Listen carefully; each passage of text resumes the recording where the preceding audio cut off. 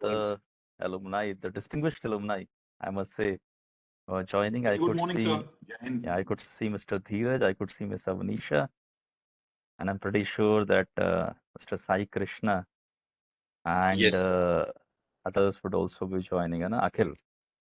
Yeah, Hello, yes. sir. All Good four morning, of sir. them have joined. Very good morning, sir. Good very good morning, morning. sir. Very good morning. Guys, Dr. Akshat Mehta sir is presently the Dean of our School of Police Science and Security Studies. He has been great guidance and support over the past few months. He has joined our university and our department.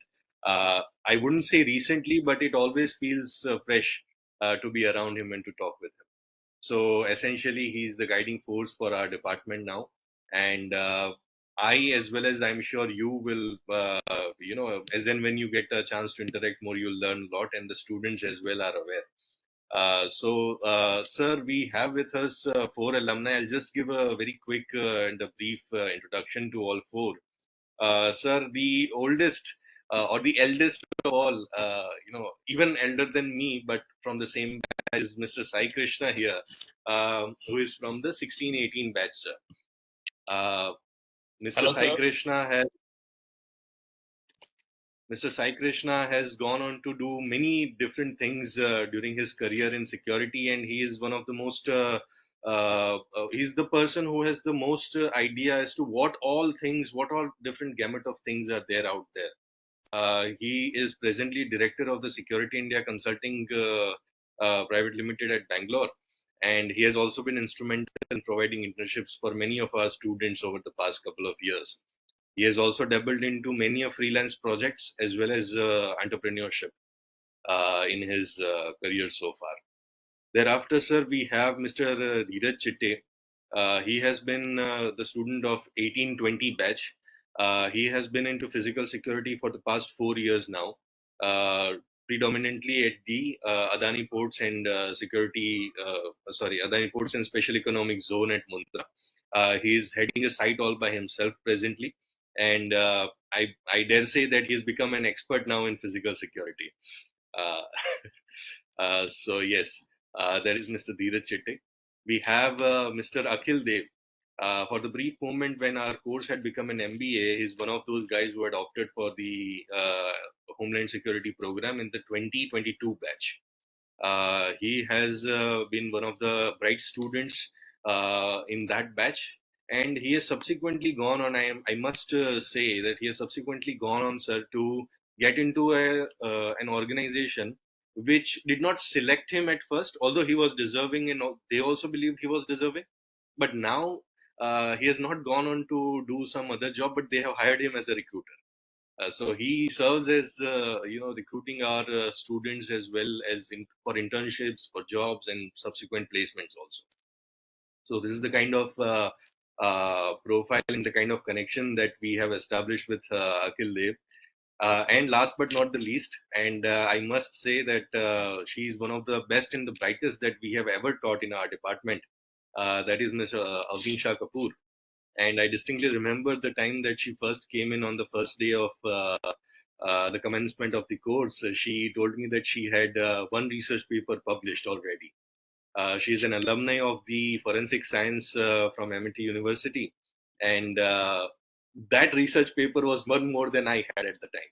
So she has been, and without a doubt, the brightest student that we've had. Obviously, not taking away from those who are already in SEM 2 and SEM 4. Okay, you are yet to prove your merit. But yes, sir, this is the brief overview of the alumni that we have today with us in the webinar. Thank you, Sir, sir. Thank over you to so you, much sir. for such a beautiful introduction. Right. Thank you, Keval. Sir, I would request. Hi. Please go.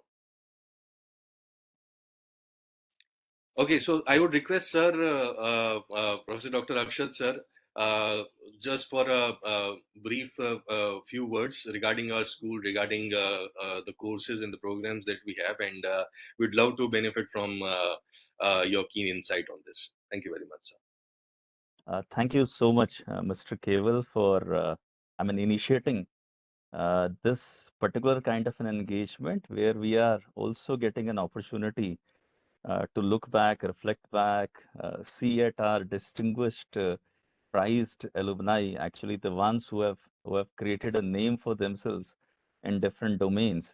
And when I was listening to you talking individually about each one of them, actually, and we have got 4-star performers today, the ones who have not only, I mean, went on from the programs which the university and the school were offering, but also now are in a position where they are able to give back to their university and their school. You mentioned about their profiles, you mentioned about their, I mean, the kind of recruitment, the standards which they have set for themselves, and now are in a position to take the younger generation and handhold them actually towards the challenging domain of the security. Uh, I'm traveling actually, and that's why probably Mr. Keval mentioned that briefly. I'll say certain things. He also reminds me of a beautiful quotation that brevity is the soul of the wit.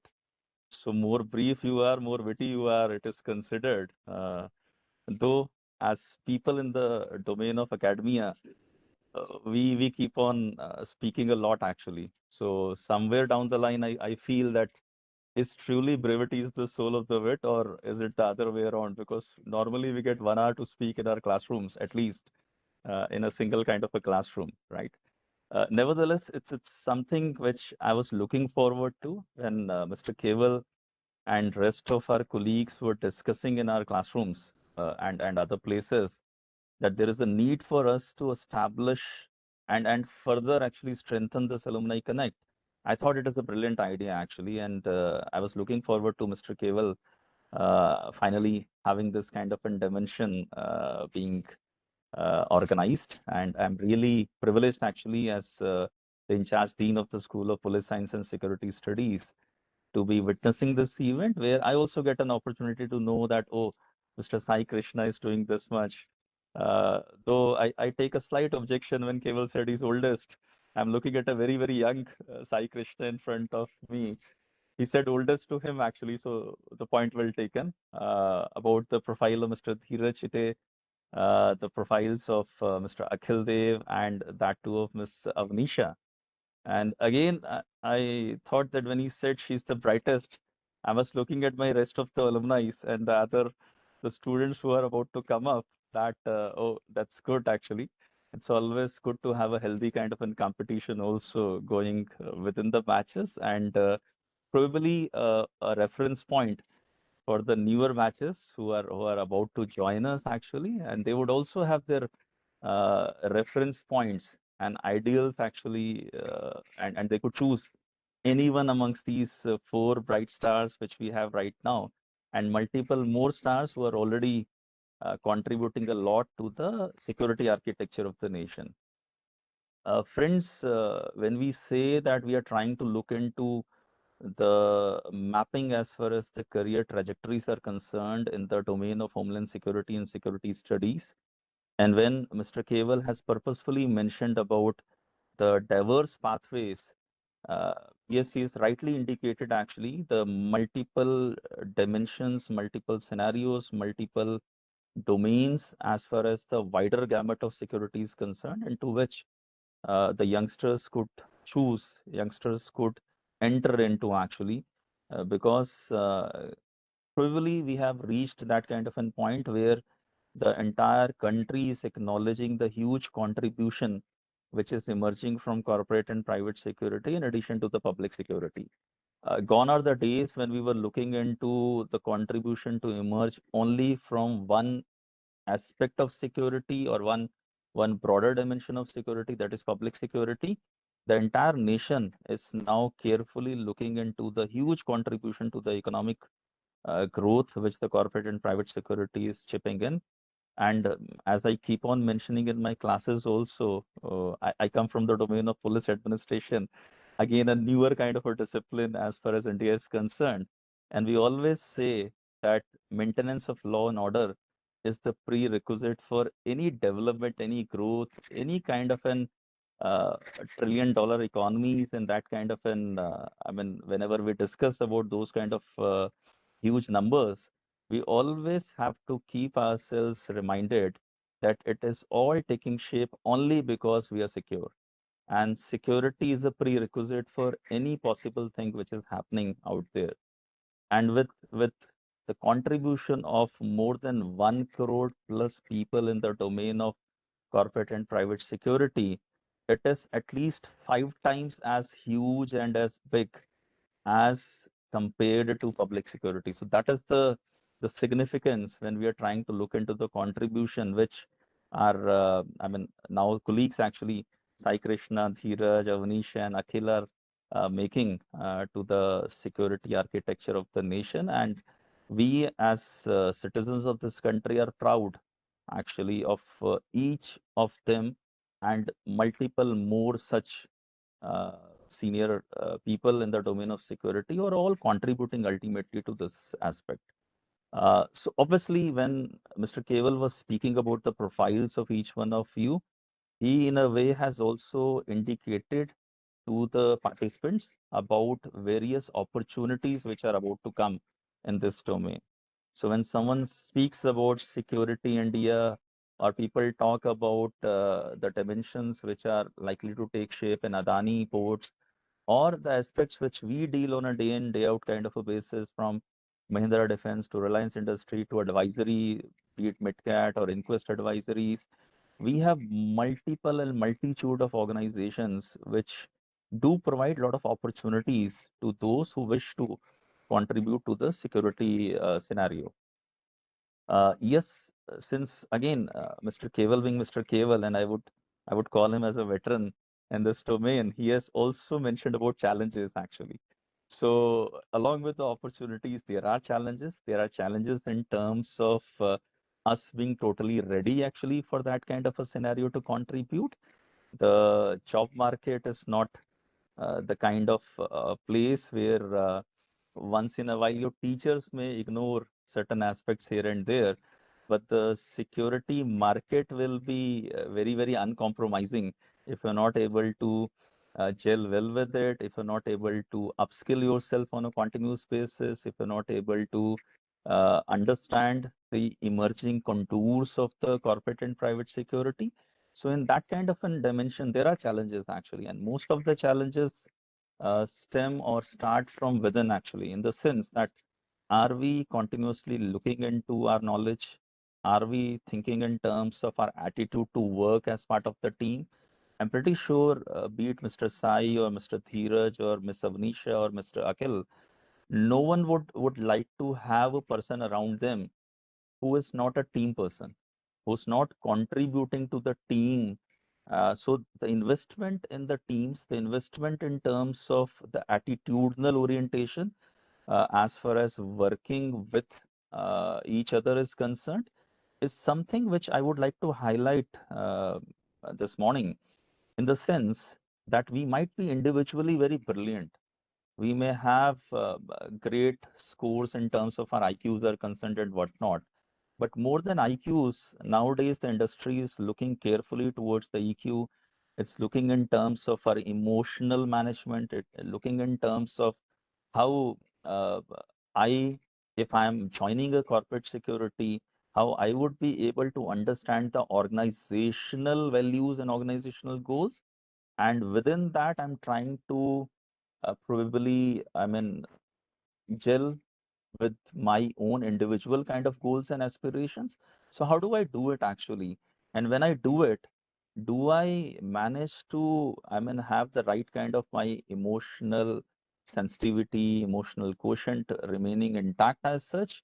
And that's somewhere where I would want the youngsters also to focus, because in addition to the knowledge, your attitude will be a very, very important dimension. And somebody has quoted that your attitude determines your altitude also. So, to what level and what position you will grow in your life, it will be largely based upon your attitudinal orientation.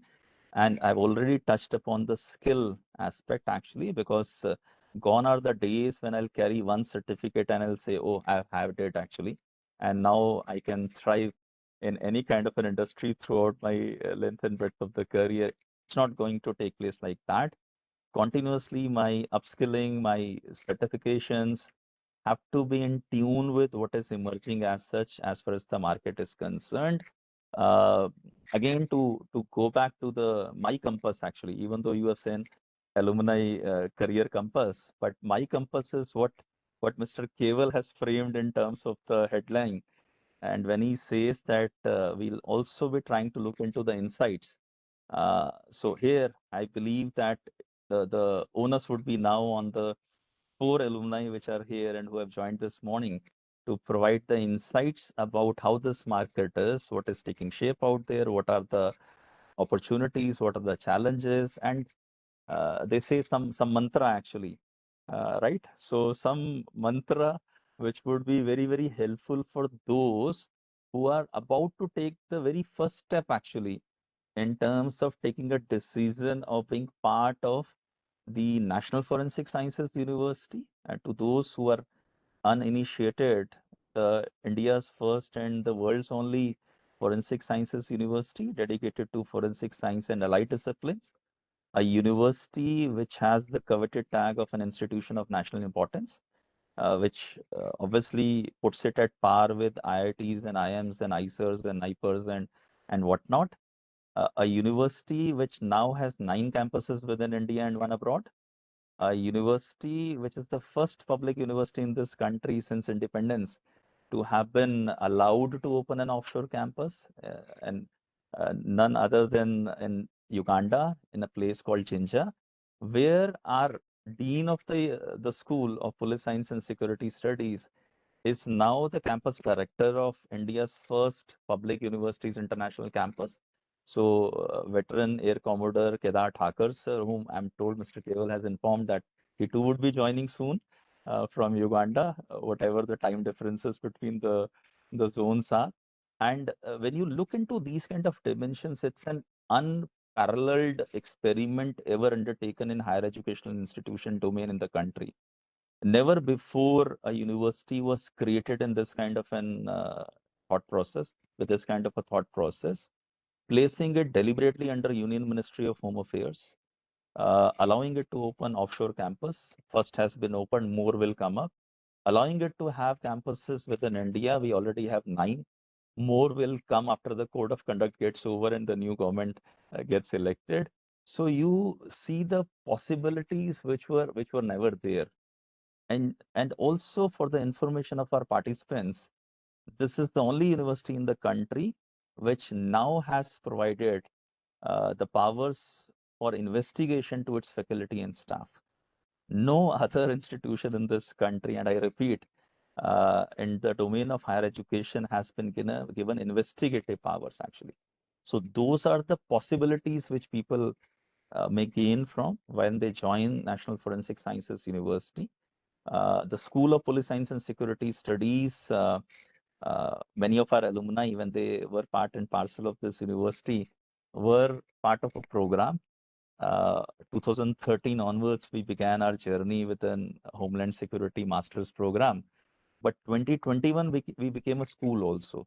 So the School of Police Science and Security Studies is a new school, but the one of the most promising schools, I would also say, because the canvas is one of the biggest which you could imagine from this school, which has a MSc in Homeland Security, which has a PG diploma in security studies, which has an MA program in police and security studies, which also is dabbling into canine forensics. So, I mean, when you look into the canvas and when you look into the possibilities of gaining from the huge expertise of this school and its faculty, what you see right now, and when Keval was appreciating me, I was thinking that there are so many people in my school who have got a very, very strong, I mean, kind of the credentials.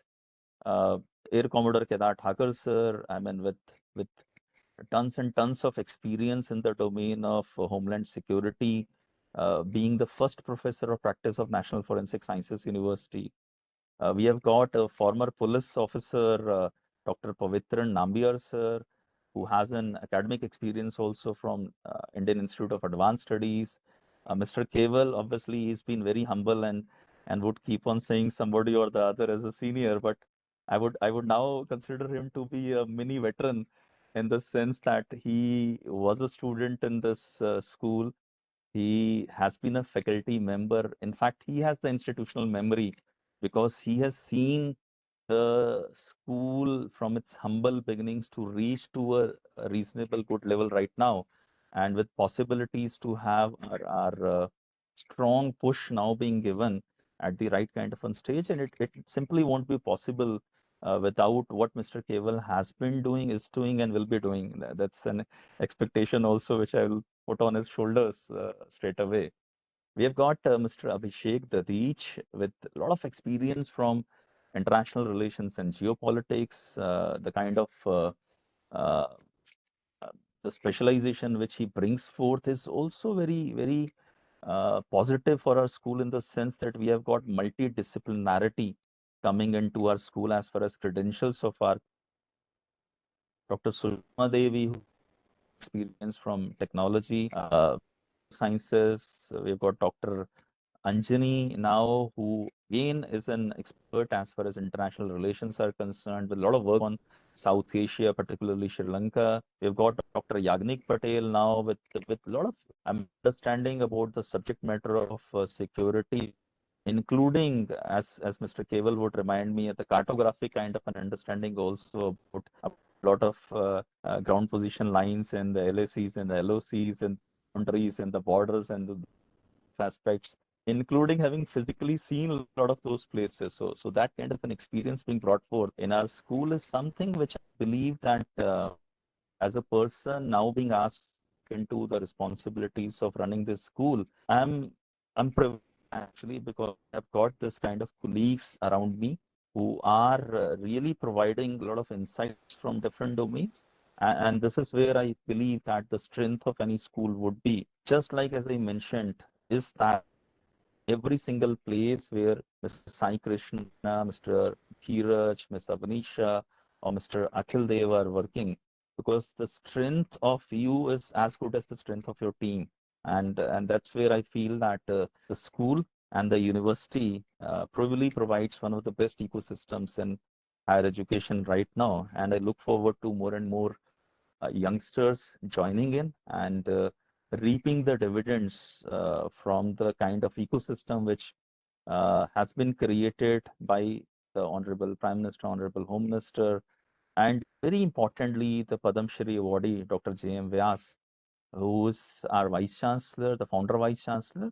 But one salient point, and probably I'll end my opening remarks out here, is that he is the only forensic scientist in the world who has continuously contributed for 50 years and is still going strong, actually.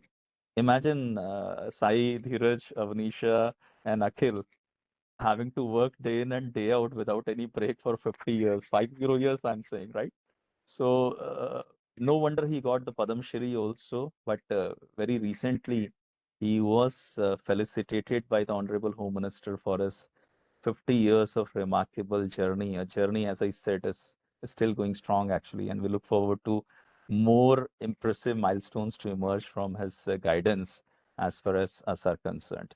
Uh, I began from the point which Keval said that he requested Professor Akshat for brief remarks. Academicians being academicians, I could not desist from such a forum actually for prolonging it a bit actually.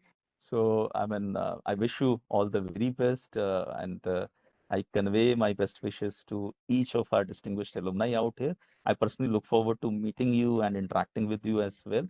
I mean, and when you get an opportunity, please visit our school and let's strengthen our this connect actually. Thank you so much and have a great day ahead. Thank you very much, sir. Thank you very much for your kind and insightful words. Uh, I have actually no words when you speak. We are all sometimes dumbfounded, sometimes elated. So this is a very nice opportunity. Although we interact on a daily basis, but listening to you on a stage like this is really insightful, sir. And I would like to thank you immensely for taking the time out despite you having your commitments and travel commitments and the things This is truly a wonderful opportunity for us, a maiden initiative, as I have told my peers here in the panel, that we would like to have many such alumni career compass, maybe 2.0, 3.0 going forward. And hopefully we could also call them up as and when you visit our campus, and they could interact with our existing students as well. So this is a start of a very a long initiative. This is what I envision, and thank you very much, sir, for gracing us and blessing us with your words. Thank you very much, sir. Thank you. I'll have to say bye now to Mr. Sai, Mr. Dheeraj, Ms. Avanisha, and Mr. Akhil Dev. And as I said, I look forward to meeting and interacting with you and taking our Alumni Connect in a more robust kind of a manner in times to come. Thank you so much. Have a nice day. Thank you, Bye, sir. Mr. Keval. Thanks for Thank you, the sir. great words. Thank you, sir. Right. Thank you very much, sir. All right, guys, I think it's on us now to take the webinar forward, and much awaited conversation, like offhand conversation. I feel like Joe Rogan, although can't compare, but that's the kind of vibes I'm getting, because I'm discussing things with people I know so dearly, and I interact with you on a regular basis also. So it's kind of a very much fun thing that I anticipate. And for the participants here, we have our students and we have our applicants also for this academic session. And so I would just like to give this forum to you guys to simply introduce yourselves, what you're doing presently, how are things in your life, just a normal kind of introduction, what are you up to these days. And I'll start with Sai, if you would be so kind. Hi, Keval. Hi, everybody. Thanks for invite, Keval. This is great. This is great initiative. I was just thinking about when I got the invite, and when you told me about being part of this. This really reduces the gap between academics and the reality of what we were doing after our course. So yeah, this gives great insights to them and gives firsthand reality for the students who wants to opt or who are pursuing current career in in security, Homeland Security, and now it is school of police Yeah, it's sciences become and school Homeland. now. Yeah, that's great to hear. Right, it's always good to be. It is always pretty good to be part of any initiative. Likewise, we were one of them, and now we are seeing the Homeland Security at a school level. So it's a very proud moment for me, and I'm delighted to be part of this, and I I congratulate you for organizing this and taking this as this great initiative, and I'm sure that this will be a bigger hit in coming years. Yeah, no, certainly. Thank you very much. Myself, Keval. I'll just quickly introduce myself to Sure. everybody. This is Sai Krishna. I have been, I'm from the batch of 2016, 2018, 2016 to 2018. So it started from chaos to clarity in security, Yeah. to be realistic, right? So I'll definitely give my journey and how we started establishing ourselves in the field of security without diverting our focus when we were in low, right? And currently I am heading two companies. One is Virtual Protect Security, which is the founder company, and then we acquired a company called Forward Security India, which I had worked in starting of my career also. So these are the two companies which I am running, which are purely into security consulting, security risk management, and investigations. So I will definitely share most of my experiences in being part of corporate, and then transition to starting up our own company, and then acquiring another company, and looking forward for more innovative things coming in. I keep discussing some of them with Keval in excitement. He always says, Yeah. yeah, man, this is You come up with such brilliant ideas, though. yeah. Yeah. So we should get them live soon, and it definitely benefits all the fraternity of security professionals. I would say, yeah. I'll stop here. We'll have long conversations. Yeah. Sure. Yeah, Keval. This is about Okay. me, and the forum is open for everybody now. Yes. No, I can understand the word you said, from chaos to clarity, because I understand when we were there, and I am also from the 16-18 batch. And I hope and I wish that these kind of things had happened back then, because back then there was not much marketing. NFSU was GFSU. The brand name Right. was still pretty much non-existent, and we still opted for Homeland Security, right? We wanted to do something crazy. We wanted to do something new, and at the same time, post that, the GFSU had evolved, and then it has become NFSU.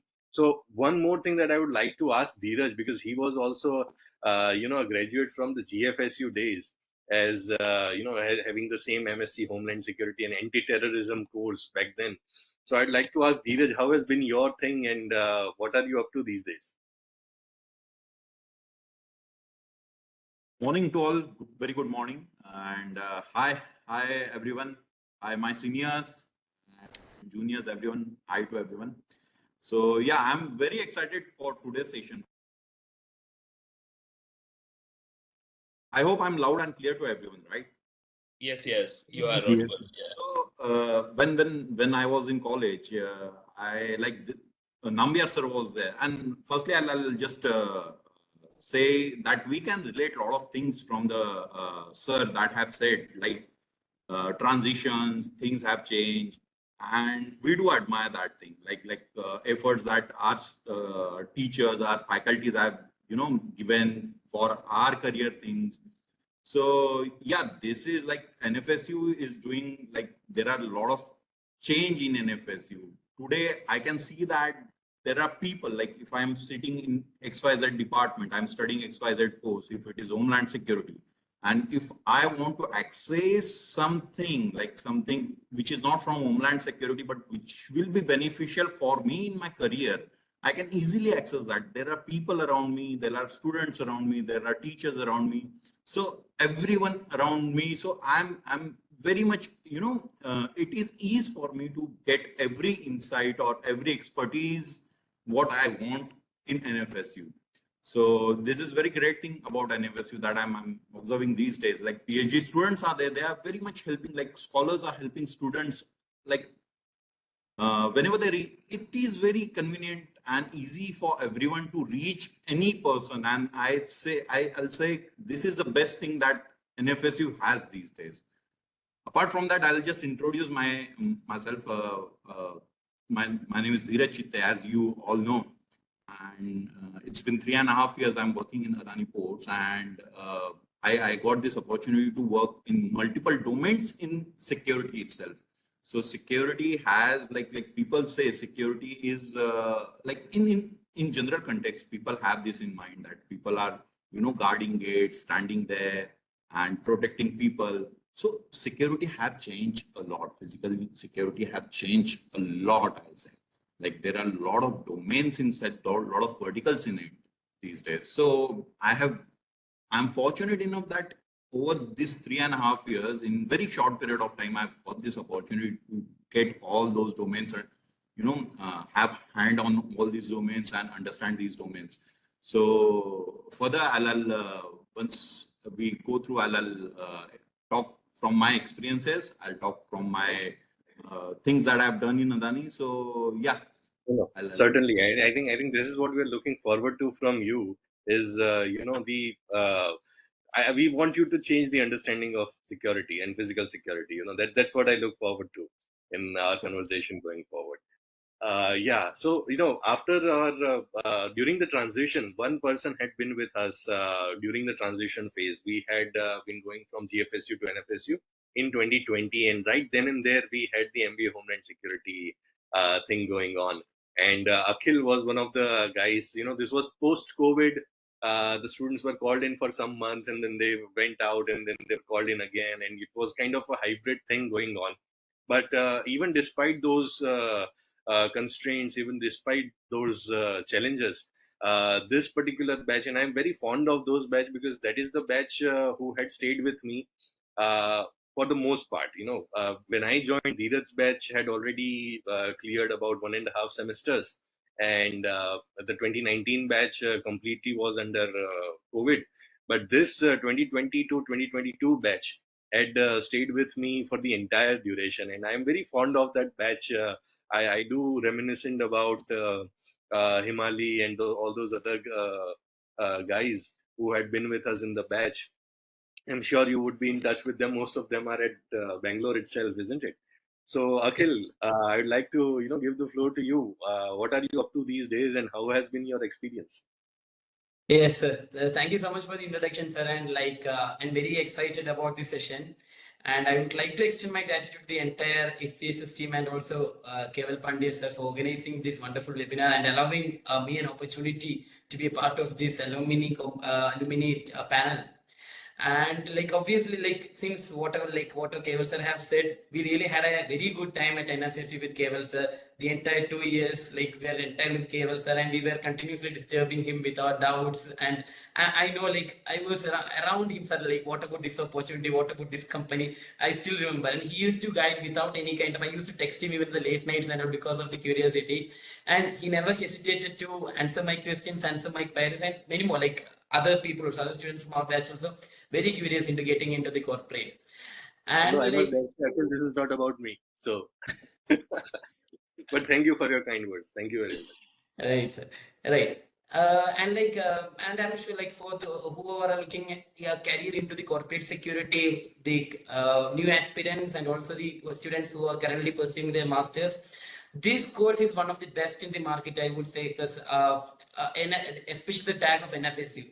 Already most of the corporates have that name. Okay, if the candidate is from NFSU, then he or she will be very good. Recently, when I have discussions with the client, recently last week I was having a discussion with the client, and one of the most established client, okay, MNC based company, and he was saying, I'm planning to expand my company and I want graduates from your university. And such kind of conversation is making it very evident that the name of the university, the brand of the students, whatever the performance given by the previous alumni was very commanding, very commendable, right? So yes, so the scope of this course, scope of this university, the scope of this industry is increasing a lot in the coming days and even now itself.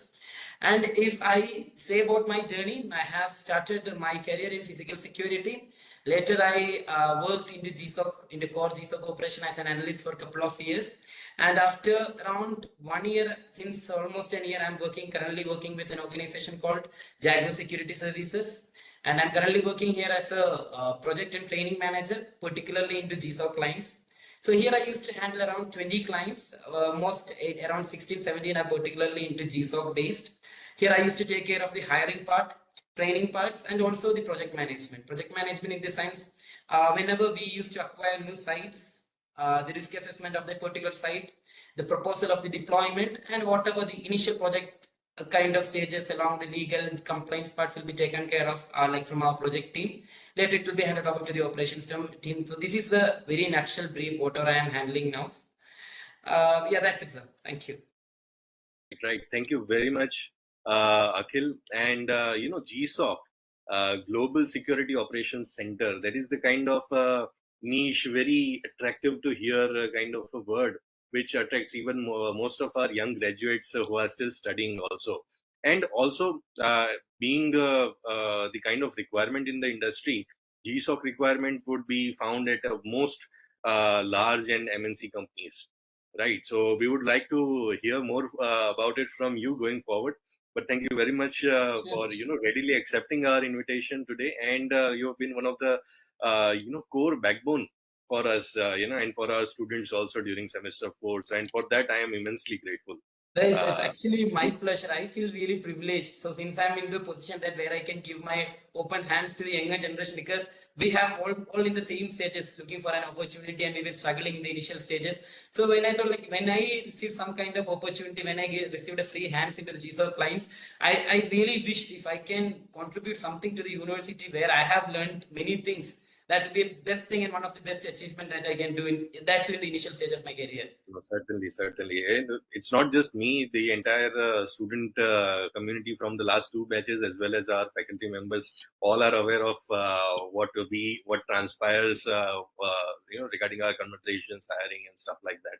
So they are all Right. aware about you, even though most of the faculty now probably had not been around in 2020, but they are equally familiar with you. And Very I'd happy like to hear to, that. Thank you. yeah. I'd like to go on to say that post 2020, when the school itself was established in 2021, it was in February 2021, and the very first batch of our MSc Homeland Security and the MA Police and Security Studies course, which we launched. And one of the first graduates in 2023 of that batch is Avnisha, who is with us. Avnisha hails from the north. I like the north for those who are familiar with Game of Thrones. Probably I wouldn't be amiss to say Queen in the North. So that is the kind of camaraderie that we have developed, and the kind of tuning that entire batch, because it was the first batch under the auspices of the school itself, formally under the school. So I would like to know from Avnisha, how has been your experience being the first batch? I'm sure we've had some kind of challenges, some places where we wanted to improve, probably couldn't. Probably it was very new for us faculty also. So I'd like to know from you, from the other side of the table, how has been your experience and what are you up to these days? Uh, so I would like to start by saying thank you so much for the warm welcome. I am honored that I have been given a stage where I can share my experience with all the alumni. And I would personally like to thank you because I remember the first day, as you mentioned, I was nervous leaving home for the first time, but you made it feel like home.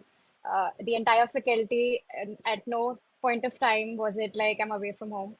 So I'm really grateful for that. And me introducing myself, I'd like to say hi. I am Avnisha, and I'm currently in Mumbai working with BDO India LLP. I'm a cyber auditor, and post the course, I had my internship with Mahindra Defense. After which, I started working as a cyber auditor in BDO. So, some of the major aspects of my work is having regulatory and non-regulatory compliance checks, having implementation for general regulatory bodies, going over the organization's standards, and I will go into brief like Yeah, while we yeah. are in the No, no, webinar. certainly, certainly. We'll get to that. We'll get to that. But the interesting Absolutely. part, I think, I'd like to highlight also is the fact that you've undergone your forensic science honors degree. Am I correct? Yes, Yes. And yes, post that yes. you had taken up the MSc Homeland Security, and Absolutely. thereafter you are, and you said something very unique from the rest of us who were saying security, security all the time, and you were saying cyber audit. There's the kind of Yes, new thing that has come up. Not new in particular, but within our conversation, it's quite new. So we would certainly like to get back to you on that, regarding that absolutely. profile. So, but the pertinent thing to note was that you have not undergone any formal cyber related course or training, maybe some other third-party training, Coursera course or something like that, but not as a degree or a bachelor's degree or a master's degree, right? And Yes, still you are in the domain of what we would call IT, right? IT yes, sector. absolutely. Yeah, yeah. So how was the transition? How did you gravitate towards the cyber domain? Just to begin with that.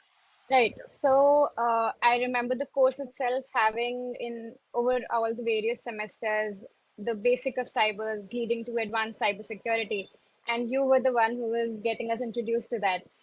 So, in general, moving towards cyber was one of the main goals that I wanted to achieve towards. And the main idea for me to start with this course was having a perspective of pre incident scenarios. So, I remember introducing myself during the course itself that having done forensics, I had the post incident knowledge, how to enact, how to perform analysis.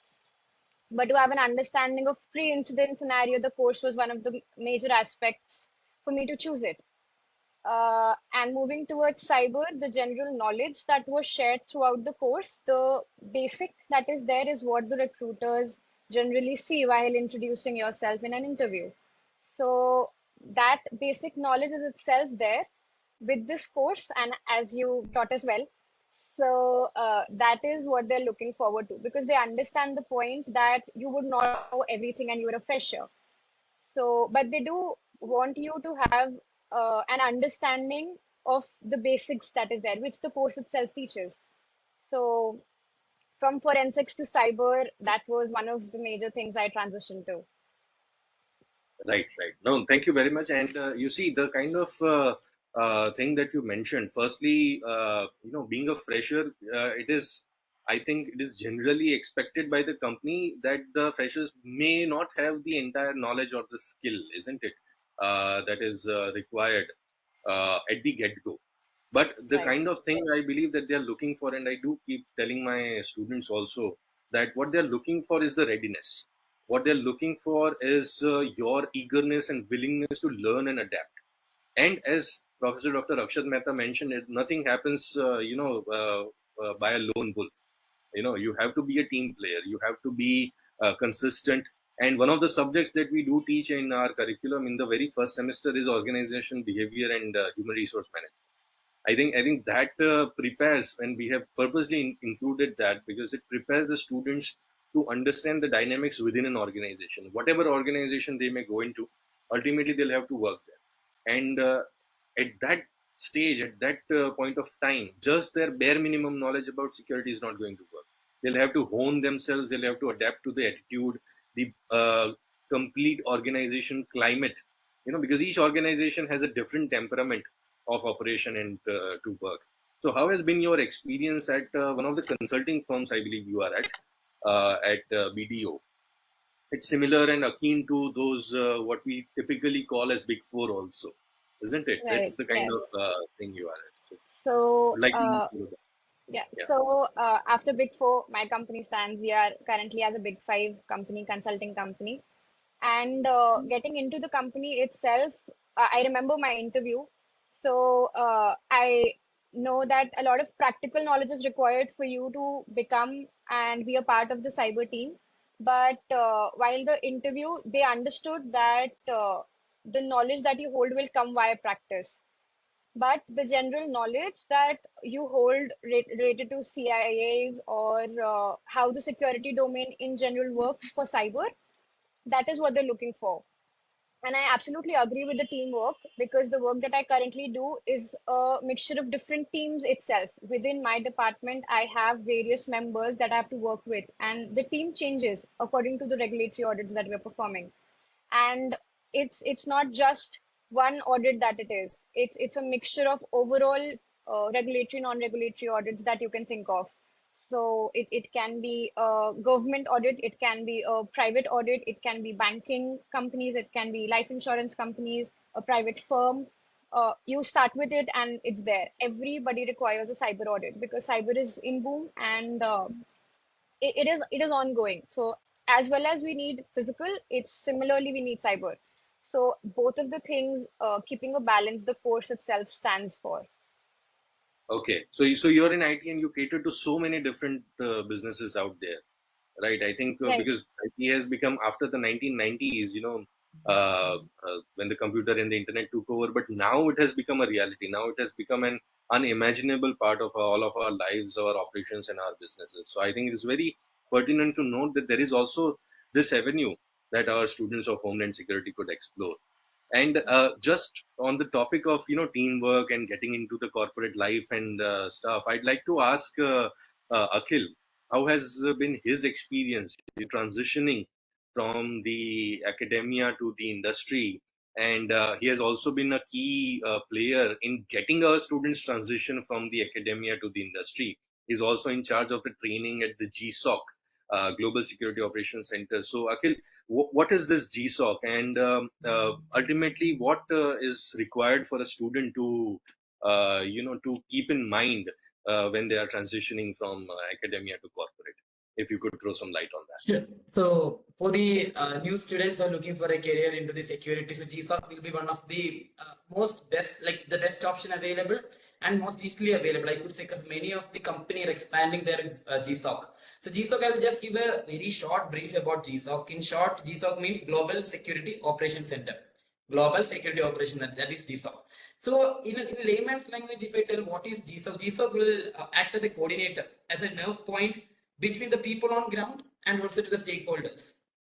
So they'll act as the root way of communication. So whatever incidents happening, CCTV monitoring, access controlling, alarm monitoring, geopolitical incidents, incident updates, all these kinds of updates, any kind of information has to be passed through this GSOC. To the guys, there is a site security incident happening. GSOC will be the team informing to the people on ground, the physical security team on ground. And at the same time, they'll keep the stakeholders also informed along with the official reports. So that's basically GSOC, like in a crisp, if we say, that is basically GSOC is. CCTV investigation is one of the main thing. Alarm monitoring. For these kind of operations, there are multiple softwares available in the market. And when the client or a hiring manager is looking for a fresh mind to the field, they ask about the requirements. Since sir have mentioned about the requirement, they will not ask for the software knowledge. They will not ask for any kind of application knowledge, because that could be trained. That could be taught in a couple of weeks or something, because nothing they'll be doing something like rocket science or something. So the basic thing, like as a hiring manager or as a recruiter or as a client, they'll be looking about the communication skill. And it is one of the most and the important thing the candidates should mold in their 2 years of post-graduation. Even if they're weak in the current stage, still they have time. And that's communication is one of the main thing that is making us different from the conventional security.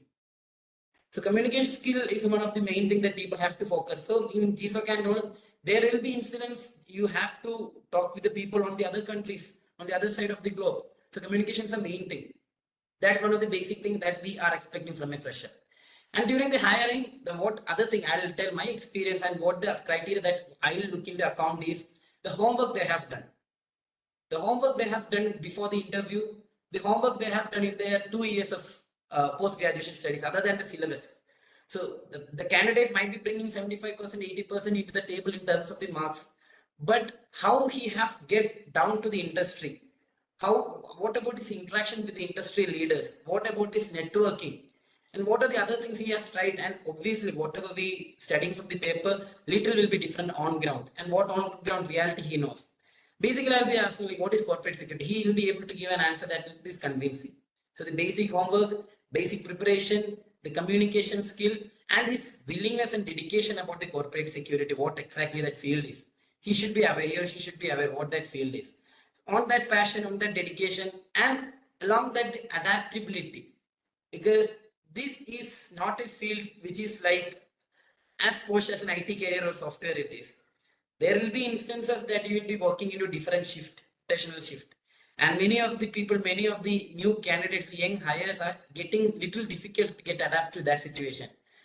And that's it. And for this kind of thing, the people should make up their mind during this kind of transition stage, during their college time itself. Okay, this is my particular field. I'll be going to work into this field. So I have to do night shift. So these are things that they'll be little, they should be little flexible. They should be little adaptable. And other thing is that the dealing with the people, soft skills matters a lot in security. So since whatever Keval sir was mentioning, whatever Akshat sir was mentioning, soft skill matters a lot in security. Common sense, punctuality, being a team player, right? Security cannot be taught actually. It should be whatever we learn in ground. So based upon our observation. Right. Right. So that soft skill matters a lot. That thing has to be molded during the college time itself. Right. So communication skill, adaptability, soft skills. So these are the basic things that we should like. That is the one thing a young hire is expected to have in perspective of a new client or a recruiter. Right. That is the basic requirement. Rest apart from that, all the softwares, other things, all could be trained. Right. So, you brought out a good point about communication, and at the start of an orientation, we generally all the faculty members will brief the students, at the beginning of their semester, each semester also, and at the beginning of the program itself. And one of the things that I do mention is that when you pay the fees, you are not actually paying the fees for a good AC classroom or a good campus infrastructure or good faculty or lectures or something like that. You're paying the fees to upskill yourself. You are paying the fees. You're purchasing time from your life, because life is just waiting to happen, right? If you don't take this 2 years of master's program, then the life will begin for you. But if you want to delay that life and upskill yourself, that is the thing that you are purchasing with your fees. It's not anything else. Although yes, typically yes, technically yes, you are purchasing all these things, exam fees, whatnot, I know all of these things. But at the end, what you're doing is you are biding time, you're purchasing time to upskill yourself and communication skill. And one more thing that you mentioned, common sense. Many of the times, and in security, we do see people who would just be flabbergasted, would just be dumbfounded at times, right? Because they might not have anticipated the situation. So what we have introduced in the recent days, especially for the risk analysis paper and the critical infrastructure paper, is to give the students some kind of a assignment, some kind of a scenario based assignments, so that they develop those skills. And we also make it a point to have these kind of questionnaire in the internal exams also, the TAs and midsems and stuff like that. So this is a kind of a way that we have introduced, obviously based on all of your feedbacks also and feedback from the industry. But you mentioned about the GSOC being, a center point between the top stakeholders and the person on the ground. And I think amongst us, there is one person who would, and no better than that guy, would tell us about the people on the ground. I think that is Dheeraj. Dheeraj has been into physical security for the most part of his career now, and I'm sure he would transition on to many bright things in the future. But here we would like to, leverage his knowledge. He has been into the MNC, a very large stakeholder. Adani Ports and SEZ. For those listeners, I would just tell you that the Adani Ports at Mundra itself uh, trades around 400 million metric tons of cargo each year. And 400 million metric tons is a huge number. And with a port, it's not just the ships, right? You have to have a storage area, you have to have access control, you have to have utmost security at the ports, right? Because if that goes down, the entire supply chain of India as a nation would be disrupted for a large duration, right? You must, and the participants must be aware, there was a ship that got stuck in Suez Canal, right? And there was quite a big uproar in the entire world markets, right? So imagine that happening to a major port of India, right? So, and the person who has worked at that particular thing is Dheeraj himself. So, Dheeraj, how has been your experience in physical security, and also what is physical security? Because we generally So, believe that, okay, it is the part of retired armed forces officers who would just come and stand and act very tough and stuff like that, and there's nothing else much to do. But I'd like you to reflect on what all things come within the gamut of physical security. It's immense. Please. So I'll just start with simple fundamental of security. So security, like if there is any XYZ organization, security can be worked in a two ways. Either it can be providing services, or either it is generating revenue to the organization. Revenue is the income that you make. Okay. So organizations like Jaguar, Midcat, Akhil, for you, security is revenue generating, right? Like from the when you provide services, you take money from it, from the clients or from the users, right?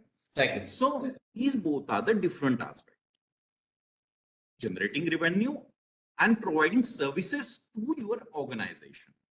So requirements can be different, like totally different. When it comes to generating revenue, the requirements of the organization from the candidate can be different.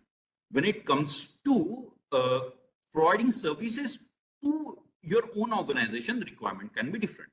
So right now, like Akhil have given a lot of good things, knowledge on the GSOC operation. So I'll not touch that part, but I'll tell you what security looks like in the organization like Adani, Mahindra, Tata, Reliance, or the companies who have their own setup of the security.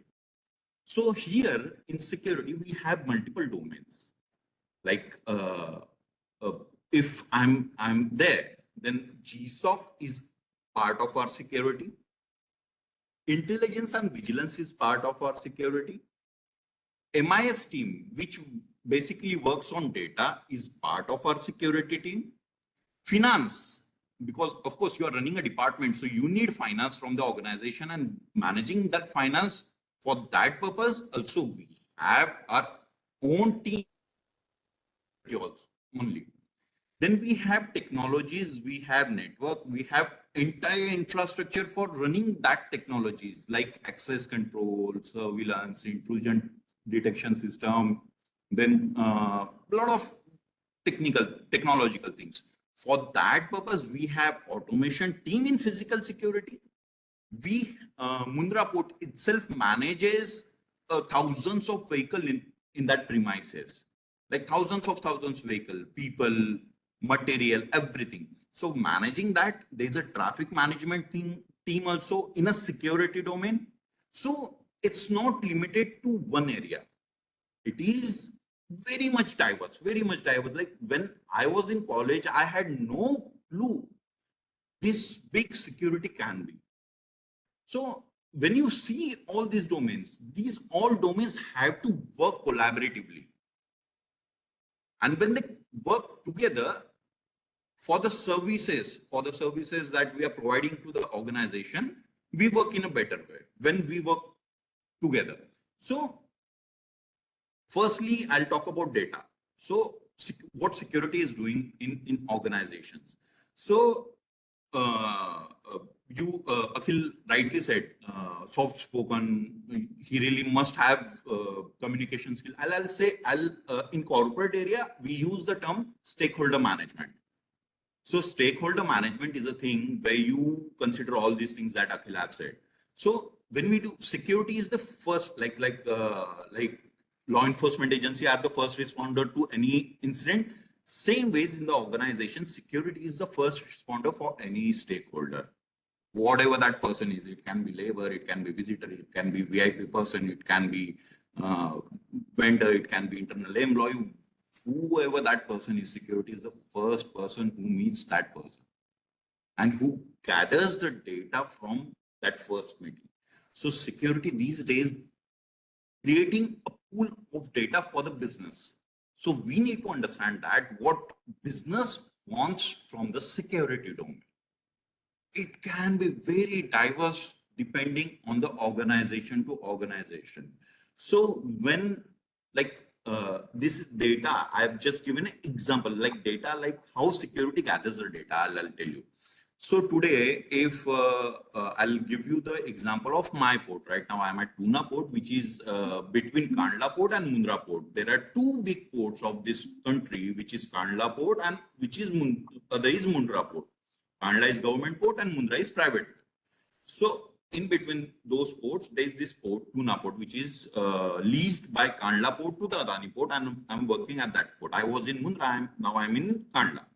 So right now I'm coordinating entire security infrastructure here. Like I have GSOC, you call it GSOC, we call it ISCR, control room in our organization. And for us, GSOC is at our head office. So that is completely different thing. But the term of GSOC is what we have as ISCR. So ISCR is there, control room is there for me. So I'll talk about, now I was talking about data. So people comes to my organization, like, right. My organization basically deals with import and export. Okay. Now, when it is import and export, I am the one who is managing a gate, right? So when I'm managing gate, I am the person. Is the thing. So Access control is what you're managing, right? Yes, the entire entry, exit, and everything. What goes right. in what. There are multiple areas like access control is there, surveillance is there. It is a part, like I have mentioned, there are multiple verticals. All those I'm coordinating, and from those verticals, I'm giving examples for each vertical. Like how that vertical is working. So if XYZ vehicle comes in, that comes for the cargo collection. So there are 100 or 200 or 500 or thousands of vehicles coming inside the port. So what my role for the business is, when I'm providing access control to those vehicles, I'm managing the access control of those vehicles. At the same time, I'm getting a data from about those vehicles, the drivers, when they are entering to the premises, when they are getting out of the premises, at what time they are doing what, which activity. So all this data I have, because I am the first person who is acknowledging them. So when I have that data, business will ask me, can you please provide me the TAT? TAT is turnaround time. So no one is able to, like, there are operation team and everyone is there. They are not able to give the exact data that business wants, but we are able to give that data. Security is able to give that data. So this is how security is playing a role in recent days in the corporate areas. So data analysis also, you require knowledge about data analysis also when you enter into physical security. Now I'll move to the control room. So control room right now, the organization which we have, right? So it's a very huge area. Like incident happens every day, like 2-3 incident happens every day. So control room is there. They are not just doing surveillance. They are just not doing this alarm management or all. What they are doing, they are also, if any incident happens, no, they are managing that incident sitting in that control room also. Of course, the ground team will go there. Definitely, they'll the responder to that incident. But the control room, what role they are playing here is passing information about that incident to all other areas, whoever it needs. Apart from that, if law enforcement require, they'll coordinate with law enforcement. If somebody from business itself, like some other departments, help is required, they'll coordinate with that department also.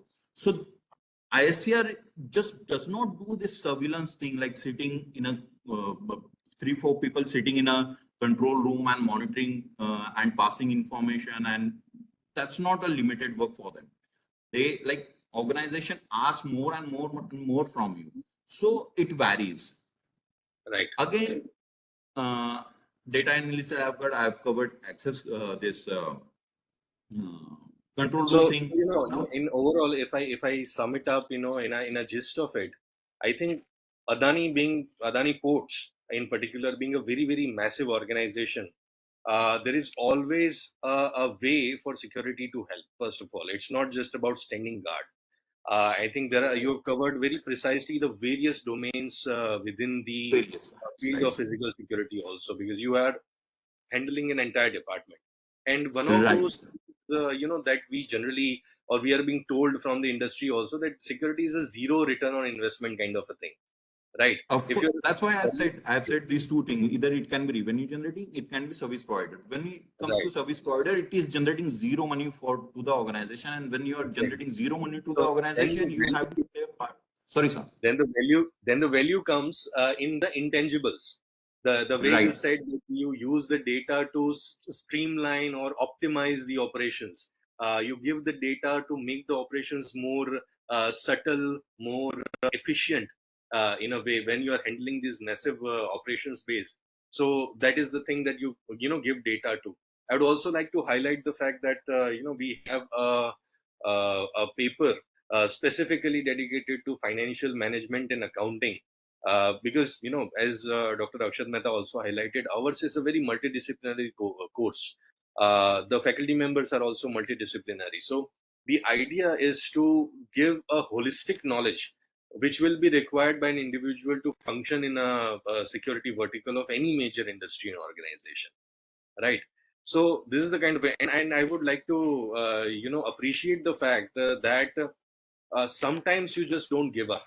I was recently looking at a very popular series in the pop culture, and the main lead is quite obnoxious. He comes off as quite obnoxious. His name is Michael, for those who understand. But he gave a very subtle advice, a very strong advice also at the end of one episode, is to never ever give up. And I think this is what I really appreciate in you, Dheeraj, because you had gone on to do an internship in the Adani Right, sir. ports, right? At the time, it was very new. This was 2019 in a way. 20. Yes, sir, yes. Yeah. So late 2019, 2019, 20, yeah. And COVID just hit actually. You know, and it was a very fresh beginning of a collaboration between the two institutions also, I must say. And at the time there wasn't much payment involved, although they took care of the interns in different ways, with accommodation and food and stuff like that.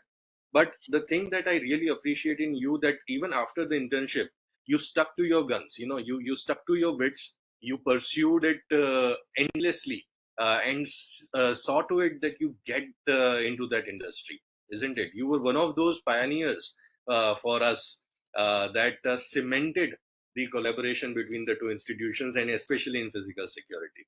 So this is so how has been your It's experience? very interesting story, sir. It is very interesting story. I also, I feel I laugh at it. I cherish that story. Like, it's very nice story. I'll just in short, I'll say that. Just we So have what a happened is, a very special guest coming up, so just be very brief. I'll just go ahead then. yes, Yeah. definitely.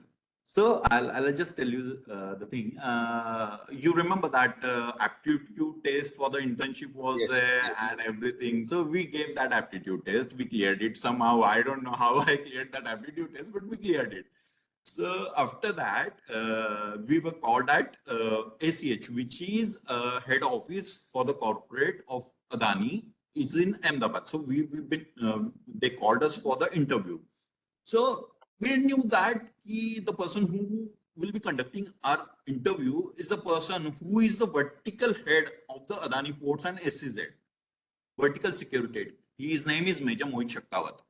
So right now he's my CEO of my port. So business have given him new responsibilities to manage things. So I don't know, he was that huge person. So we just went there. We gave the interview. He said, "Ki you are just a raw material for me. I'll not pay you a single penny. You will have to work for 6 months without getting without any money or like that. Definitely we'll provide you the accommodation, but not food. So what you'll have from me is food. So accommodation. Apart from that, how you perform, how you do your work, and we'll see." I said, "Okay, sir, if you consider me raw material, I also consider myself raw material. I have good knowledge from my academic background. Of course, I'll also divert to the topic. This academic thing, that education, like risk assessment topics are there. There are finance topics. A lot of topics are institute covers when we spend that 2 years ka time. So that definitely helps anyone to understand the organization and the job they are doing on a in that organization. It does matters a lot. So I'll say everyone, please don't think that practical thing is everything. No, you have to clear your base. You have your base very that strong base you need. So I'll come back to my topic. Right. So after that interview, I went to Mundra and I started my internship. After my completion of my internship, I still remember my HOD was captain, some captain, Ganguly sir. Ganguly sir was there.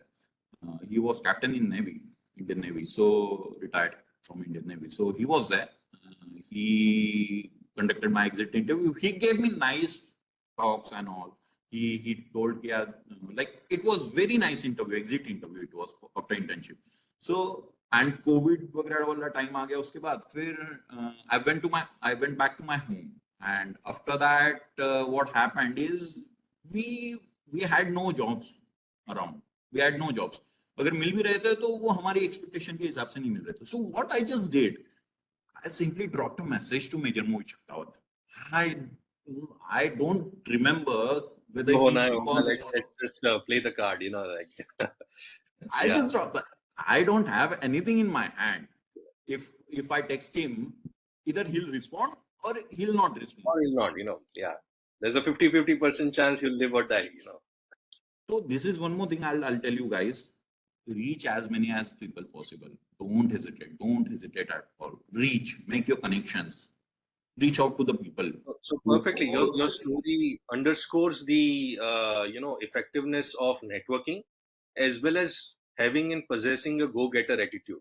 Like you want this and you are going to get it, at any cost and any chance. And let me just take this opportunity to give a shout out to our founder dean, Air Commodore Thakur sir, who is here with us. And I'm sure because whatever you said just now, reflects on the philosophy that he has instilled into the department from the very beginning. And we are very fortunate that Air Commodore Thakur sir has been able to join this webinar all the way from Uganda, because he has been given a very huge responsibility, kind of like a flag bearer of NFSU out there in the international domain, with the first international campus of any public university in India has been of NFSU in Uganda. So sir has been the campus director there at the NFSU Uganda campus at Jinja. And we are fortunate that he's able to spare time and join us here. Air Commodore Thakur sir, I can see if you've joined already. Sir, if you could, I would request you to also bless us with your words here regarding the school. And I'm sure that the students here, especially Dheeraj, Avnisha, and Akhil, and everybody, would be quite delighted to have you with us. It has come as a surprise, actually, because probably they weren't aware about this. Good morning, everybody. So very happy to see each one of you, and especially listening to Dheeraj, because he has been constantly in touch with me during the period that he mentioned. He had been coming to my office also, and but then he's a man who doesn't give up, and here is the result of that. Okay. But I'm also impressed with Dheeraj, you insisting on theoretical studies and all that. I'm very happy to hear this. Anyway, thank you very much. Yes. It is not a rare opportunity or a very, the way Keval Pandya made out. I'm always available, and individually or collectively, you can call me up anytime. I'm always available. There's never a problem. Okay. Tell me, Keval. So, Link, I will forward link to you, then you can say whatever you want to say.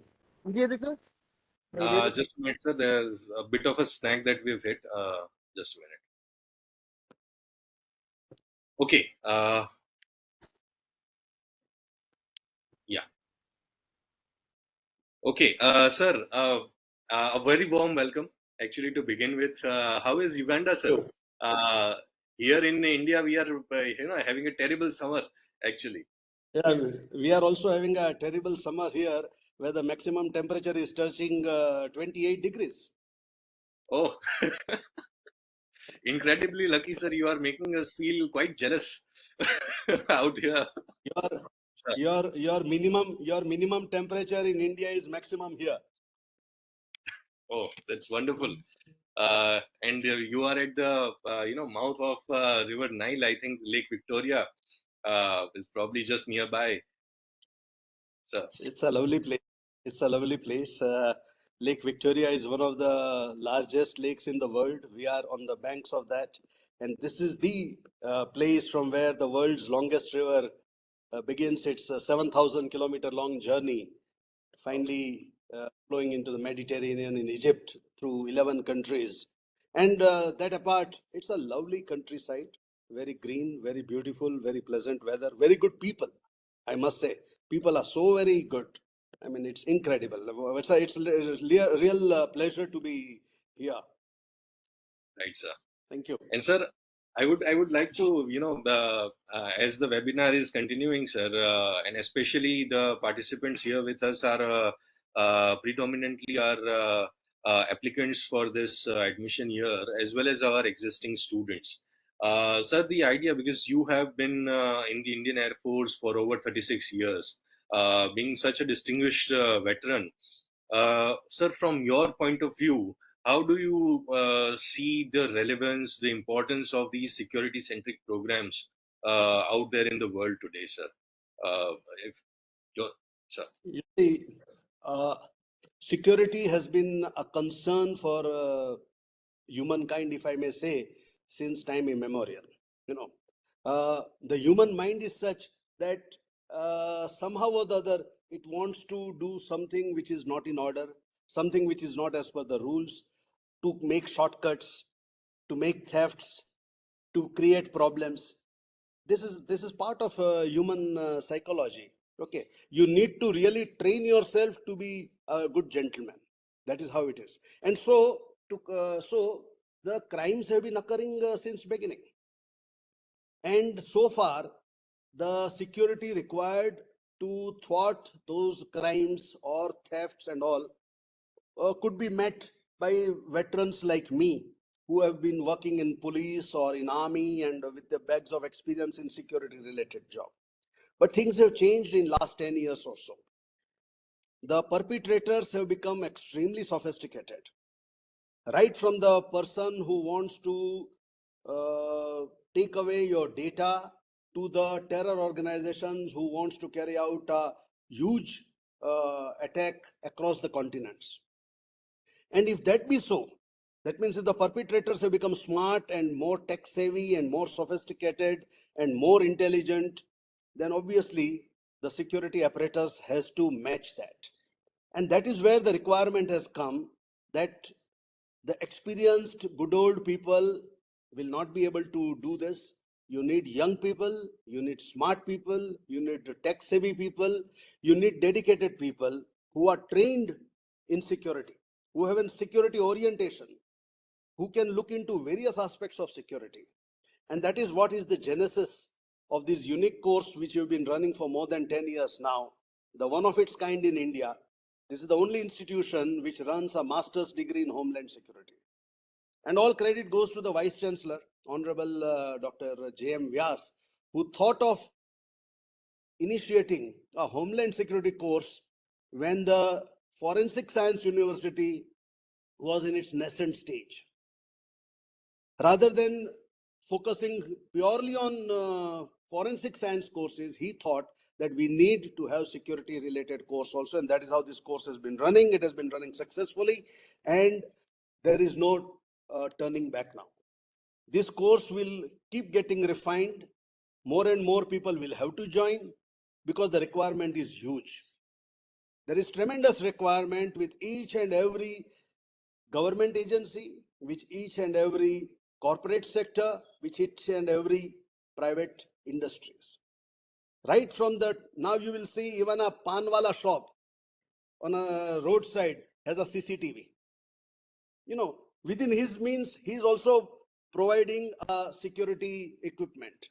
So starting from that, right up to Adani, where Dheeraj is working, or with Reliance, or with Vedanta Group, and all the top-notch corporate sectors, they are investing crores, hundreds of crores into security.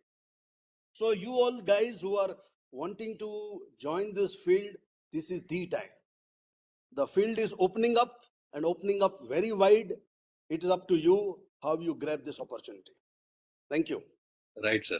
Sir, how should the young applicants who are trying to get into or aspiring to become a security professional, what should they keep in mind? How should they prepare their mindset and their overall attitude, sir? Good, very good question. Because you see, none of us were trained about security during our schools or during our college. Firstly, there is no syllabus related to physical security, cyber security, or something like that. So none of us have got an orientation as to what a security field is or what should be doing it. None of us. Okay.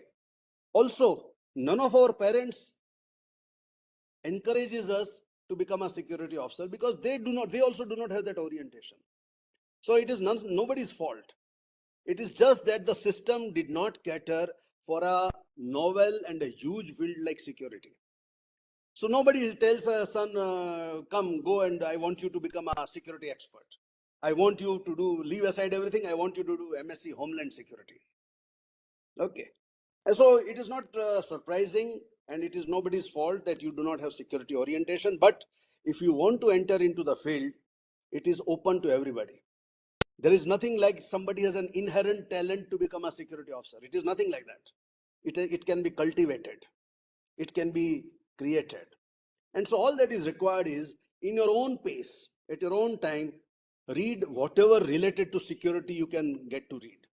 Whether it's a newspaper which reports about the thefts or some crimes, whether you go onto the net and read about some massive investigations which has happened, if you watch on TV, on Netflix or some other about the investigations which have been carried out, some terror attacks which has happened, some well-known terror attacks like 9/11 or 26/11 in India, you just go all about it. That will build up, without your knowledge, without your realizing, it will build up a security orientation. Automatically, you will start thinking like a security expert. Automatically, you will start thinking like an investigator. Even if you do not have the skills, even if you do not have the knowledge, your orientation will become security related, and that is what is important. That is what is important. Once you do that, then there is a school of police science and security studies to take care of rest of the things. Right, sir. Sir, thank you very much, sir. And we have all been very blessed that since the past 5 years now, you've been with us at our university, and you have been at the helm of the Homeland Security course pre the establishment of the school. And since the past 3 years now, you've been at the helm of our school. And through your guidance and through your vision, we have been steering the school into this engaging and attractive program offerings, as well as our very interesting outreach with the industry. All that has been, sir, credited to you. How do you, sir, envision, sir, the future going forward, sir? No, go ahead with your question. Right, sir. Sir, my question was that how do we envision and prepare for the future as a department, sir? How do we go into the world of uncertainty now? Because there is a lot of geopolitical uncertainty, technological uncertainty that is going on. So how do we plan and how do we prepare ourselves and our students, sir? Okay, before I answer your question, thank you for giving the undue credit to me about the video for the school and all. Okay, let me make it very clear that the school is an outcome of the vision of our Honorable Vice Chancellor, Dr. J.M. Vyas. It was during COVID times when he was down with COVID and when he was quarantined, and after about 15-20 days when he returned to the university, first thing he told was that Air Commodore Thakur, running just one course of Homeland Security is not enough. We need to widen the scope of security studies in this university, and towards that I have decided, it was a decision already taken by him. I have already decided that we need to set up a separate department, a separate school of police science and security studies. So the credit goes to him for this. I am an executor. And again, let me make it very clear. The way school has evolved, the way new courses have come up, and what was mentioned about outreach to the industry and all, in all those initiatives, the credit doesn't go to me alone. Keval Pandya has been part and parcel. With the students know about it very well. He is very much part and parcel of that entire effort, entire vision, entire all the work that has been towards that. He has been, in fact, I have been 5 years. He has been more than 5 years in the university. So he is the workhorse. He is the one who is who does all the spade work, but he remains behind the curtains, and I remain the face of the school. So that is so much for the all that Keval Pandya mentioned about it. My sincere thanks for all the effort that he has made it. The students and the alumni know him very well. They know about his sincerity and effort. Coming to your question, this is one field which is evolving rapidly. I don't think any other field is rapidly. It is just that a lot of people may not realize it because they are not into it. But once you are into it, you realize the gravity of the situation. You realize how things are changing rapidly. The technology is changing, the tactics are changing, the players are changing, the reach is changing. And so, if things are changing so rapidly as far as the commitment of crime and security is concerned, we will have to be a step ahead of them. What it would mean is that we would constantly need to refine our syllabus. We have been doing it. In fact, I must tell you that in the whole of university, probably ours is the only school which refines the syllabus every year.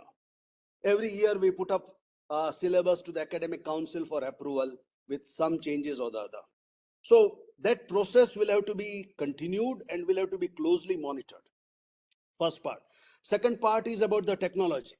The security is already security intensive. So the students will have to be, whether they do a MA course or a MSc course, irrespective, they will have to be driven into learning about the technologies, not the mechanics of it, but the utilization of it. How well we can optimize the technology. That is what our art students as well as science students will have to learn, which is not difficult. It is not difficult. We are not learning the mechanics of it. We are learning how best to exploit the technology. So that will have to be continued, and a lot of focus will have to be paid on cyber security, on the latest security technologies and the advanced security technologies will have to be. Third part is the skill part. This is all about theory. Now we'll have to acquire skills also. That means you will have to have a practical experience and hands-on experience. Towards that, we have been having a nearly 4 to 5 months of industry experience by way of internship. We've been taking them to Mundra port kind of thing, where normally people go for a day or two. We take them for 1 full week to get. But a step ahead of that we'll have to do. And towards that, we are very fortunate that a center of excellence for Homeland Security has already been approved by the government of India. By the Ministry of Home Affairs, a huge amount has been allocated for setting up a center of excellence for Homeland Security. It had been in the offing, but now it is going to be a reality. But that also will have to be constantly reviewed because the equipment, the tools, and the technology will keep changing. So to my mind, focus on changing the syllabus would mean updating the theoretical knowledge. A center of excellence would mean acquiring the skills and having a hands-on experience, and more focus on the internship, which will give them actual practical experience away from the university, away from the supervision of the professors, purely under the supervision of those who deal with security. To my mind, if we focus on these things, we will be able to keep abreast and maybe a step ahead of the perpetrators and be a successful security expert. Thank you. Right, sir. Right, sir. Thank you very much, sir. And I'm very humbled by your very kind words to me, but I will still maintain you that deserve it. You deserve it. You don't have to be humbled. This is what you have been doing for last 6 years. You made a huge contribution in sustaining and improving this course and school, and my deepest appreciation for what you have been doing. Thank you very much, sir. And you have been my strongest supporter and guide and mentor, sir. And thank you very much for that. And you have brought out, sir, very beautifully the various domains and aspects where the challenges would arise and where we have to step up, be it skills, technology, as well as the academic delivery with the updation of the syllabus. With the Center of Excellence coming up and on the horizon, we are still some time away, but definitely it is going to be one of a kind in the entire nation. Our university being the flag bearer for these kind of state-of-the-art centers of excellence and laboratories, especially at its lush green campus in Gandhinagar. This will be, a feat to witness once it is established. Thank you very much, sir, for all that you have told us. Your insights have been very kind and very inspiration for not just me and our panel members, but also to our listeners today, among whom we also have our SEM 2 students as well as the applicants of the present academic year. and I'm sure that has inspired them to get into the field of security. Going forward, sir, we would still be on for a few minutes now, and we'll take this opportunity further to interact with the panel members here. I'm sure that the panel members have been delighted to have you in attendance, because it's been quite a long while. Except Dheeraj, probably Akhil and Avnisha probably have been, it's been quite some time, I I can guess, see isn't it, both of them. Avnisha? Wonderful to seeing them. Yes, Same here, sir, same here. It's our pleasure to meet you again after a long time. absolutely. Thanks, Akhil. Thanks. Thank you, sir. Sir, it would be, sir, we have with us also Sai Krishna. He has met us before also. He's from my batch, and I he can see has, him. yes, sir.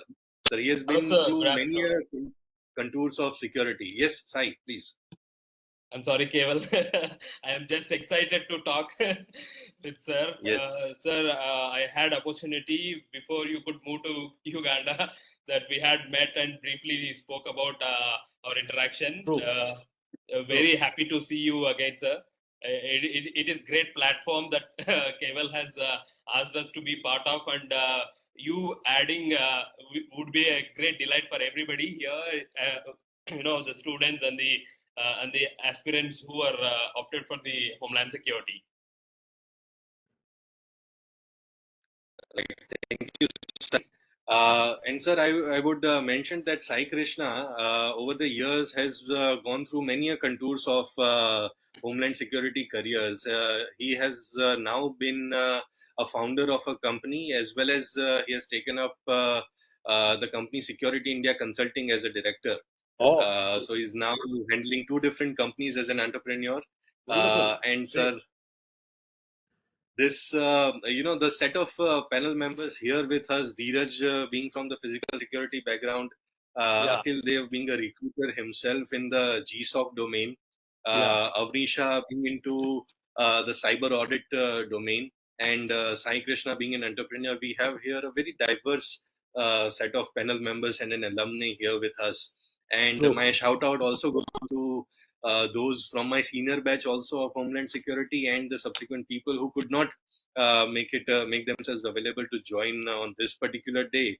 But hopefully in the next maybe 2.0 or 3.0 version of this initiative, we would certainly call them up. So Great. sir, with this, this has been a very insightful conversation also with them.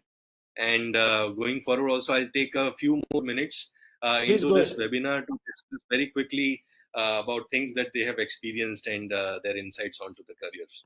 So, Could I with your continue? permission, sir, I'd like to go ahead, sir. Could I continue being on line? Yes, sir. No, definitely, sir. Definitely. Obviously. Yeah.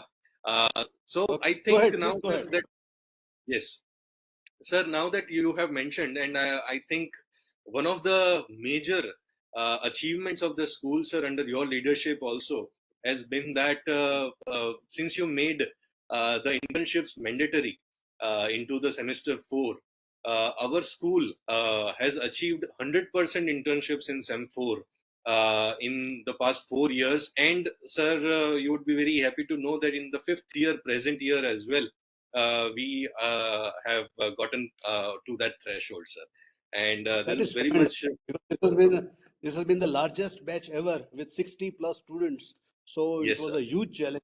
But all credit to you, Dr. Akshat, and everybody else. Thank you. Sir, thank you very much. So, on this note, I would also like to now, steer this conversation to Mr. Sai. He has been into many of freelance profiles as well.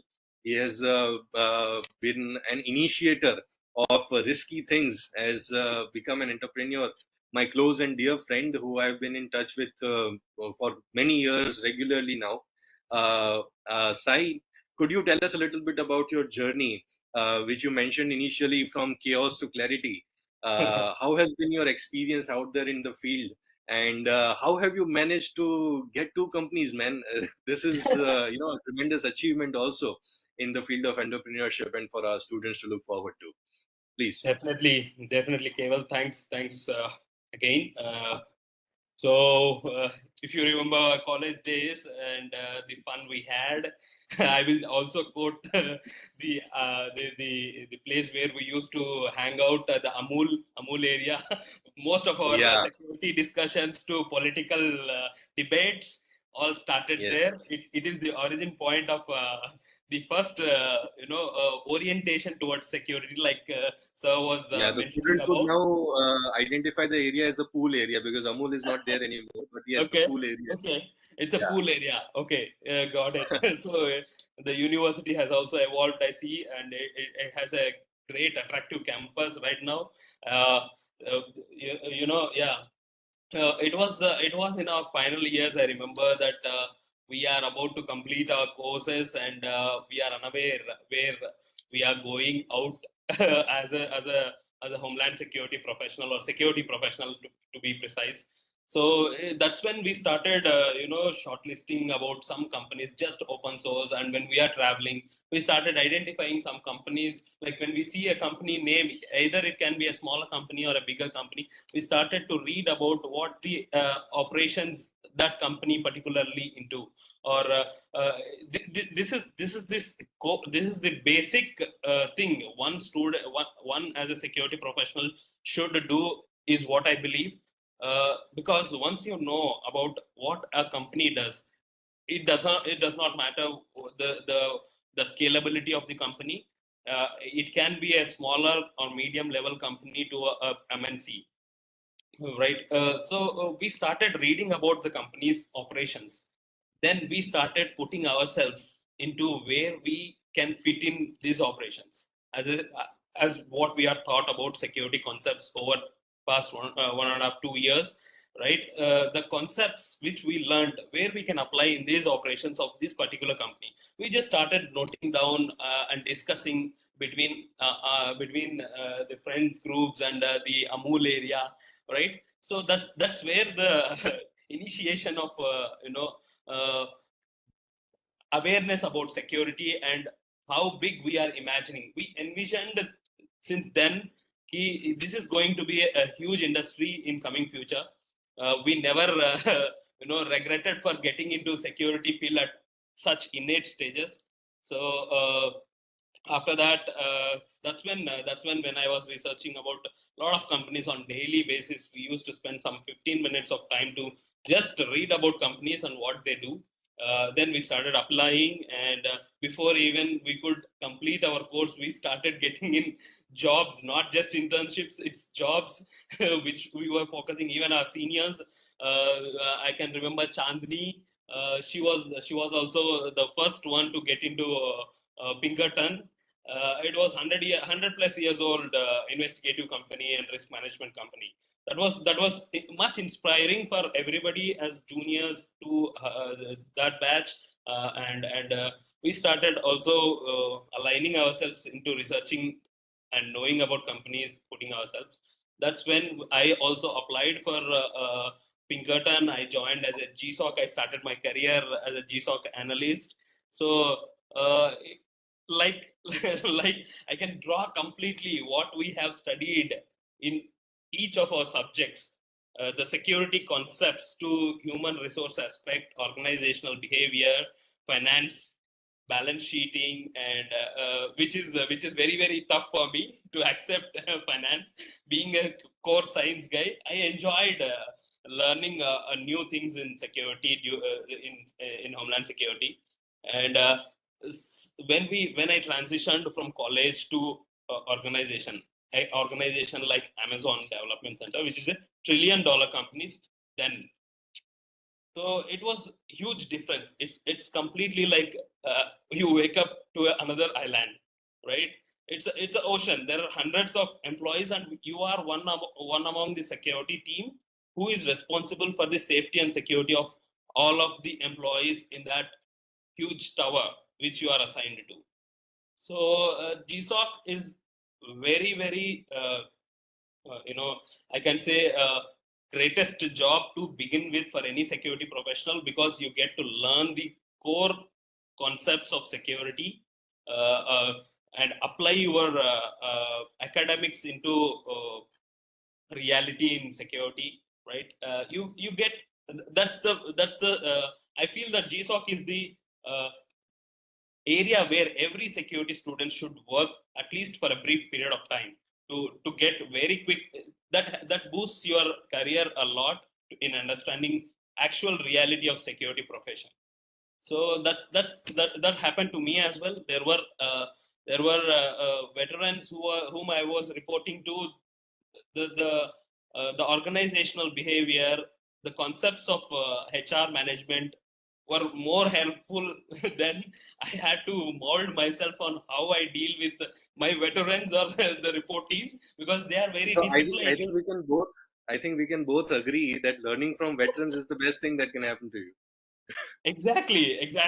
The mentorship they give is pure, and they just guide to precisely what you need to be learned on, Indeed. right? And managing them is the one aspect which I learned, as well as managing the ground staff. You being in GSOC at the starting of your career, you have to manage at such a small limited knowledge. You have to manage your superiors who are well educated and very disciplined, and they are elite people. How on the other side, you have to manage a security guard, or who are not so much aware Not as does not have privileged. much Yes. awareness into security. So you are the one who is the bridge between them, managing the security guards through sitting in GSOC with the elite information. You have intelligence. Basically, you have the intelligence about something, and you have to convey that intelligence in a execution manner to the security guard. That's where your skill comes out, right? So learnings from security concepts, which I had been taught. I was being taught in Homeland Security to applying in the corporate world is the starting of the career. Slowly, I Right. had progressed and I had worked for Security India as a risk consultant. Then I moved on to risk management from security. It is no much difference, just that you are now being a proactive when you are calling Yeah. yourself a risk analyst. So you basically find out the risks, predict the risks based on the geopolitics, and give a report. Could I request you to also throw some light on the freelance opportunities as well, because that is a domain that not many of us are quite aware of. Direct Yes, jobs, employment, yes, but what about the freelance world? Is there anything right. for us? Yes, definitely, Keval. I would quote this before COVID and after COVID. There is a huge, it's multiplied by 100, the security professionals requirement, and the risk analysts, intelligence analysts are in huge demand right now, because the corporates and industry has understood the requirement of skilled professionals in security and risk management. During the COVID is the hardships for all of them, lacking the knowledge in intelligence and risk analysis, right? It was the time where they wanted this knowledge, but they were deficient of it, right? That's when it has I mean, after the COVID, it has multiplied 100 times, I could say, all over India. And the catering, the uh, employment opportunities have also been multiplied. I can see hundreds of GSOC professionals being recruited from different agencies, different security agencies. In fact, we also started our own security operations center in this January, and of course, we had our first batch from NFSU itself, the recruits, the interns, I would say. And yeah, the freelance opportunities with consulting firms like Security India, Virtual Protect Security, and different more consulting firms in security and risk management are opting at cost optimization rather than having a full resource. So you are working at a full timer in a different company, and the demand is that even if you are working for a full time in a different company, or you are not working at all, you are being called for that particular project to complete that particular assessment, or that particular security project, uh, just at a managerial level. You oversee whether it is being implemented that level or not, or report back with the such kind of freelancing opportunities, auditing opportunities, right? And audits are the most attractive job to do. You won't get bored at all to interact with new people when you visit multiple sites. So freelancing is very at peak stage in auditing. We Okay. ourselves have number of freelancers all over in India, the connects, right? It's great. It's great run in freelancing as well. Yeah, Keval. I think Yeah. I So, answered anything you would like to know. Yes, definitely. no, certainly. It is great to, interact with you as always. We generally talk on phone and stuff and, Right. with our friends and all. But I would be delighted. I'll take this opportunity if you could come over to the campus anytime soon with your, any commitments here around Ahmedabad, Gandhinagar. Do drop us. Do drop in. Yes. Yeah. I would love to Yeah. always visit Yeah. college. Whenever I get work in Ahmedabad, I will ensure that I'll drop by to see you and the college. Yes. Yes. Yeah, and hope that both of your companies do very well and bring out as many opportunities for the young graduates of our course as well. You being the flag bearer for entrepreneurship in our field. I think none of our seniors also has gone into any entrepreneurial journey so far. So I think you are an inspiration in a way for all the young students, as well as I think Dheeraj also has some mind, because I knew from our earlier conversations he's also looking out for other opportunities like this. So I think he would be greatly, you be in touch, Dheeraj, with Sai Krishna. Definitely, I'm sure definitely. will mutually benefit. Definitely, sir. I'm going to drop him a text after this Yeah. conversation. Yes, and from Sai Krishna, from your cue on the auditing and the consulting part, I'd like to once again get back to the nitty-gritties of cyber audit. As it is with Avnisha. Right. Avnisha, you have been at the BDO consulting. I'll just take this opportunity. We have, overstretched our time in any case, but it has been a very interesting conversation, at least from my point of view. So I'd like to know a little bit more about the cyber audit thing. If you can reveal some of the details, some of the nitty-gritties of what you do actually out there in the cyber audit. And is there any like formal coding experience required? Because that would be the questions from a lot of the young aspirants also. How did you manage to get into it without a coding experience, or do you have any? I would like to So know. I would like to begin by saying I do not have any experience in coding, and it's not generally required when I talk about cybersecurity auditing. It is general idea about cybersecurity, how security standards work, how network devices work in general, what are the solutions that are required in a cyber domain. It even has general idea about SOC and NOC, so GSOC, as Sirs mentioned rightly. uh, so my general work, like Science mentioned, is basically interacting with a lot of clients. And it's definitely not a boring job at all, because you get to have interaction with various different types of organizations, their higher managements. Uh, so my work, I'll brief it down. It is generally getting into regulatory bodies circulars, and they keep on releasing new guidelines, new controls, be it IRDAI, be it SEBI, be it ISNP, ITGCs, ISO circulars.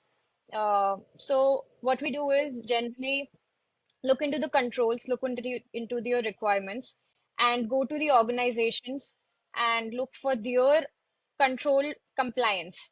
So if I say, do you have a DLP solution in place and how does it work? So we do testing, we look into its policies, we manage how and look into how they perform their network security in general.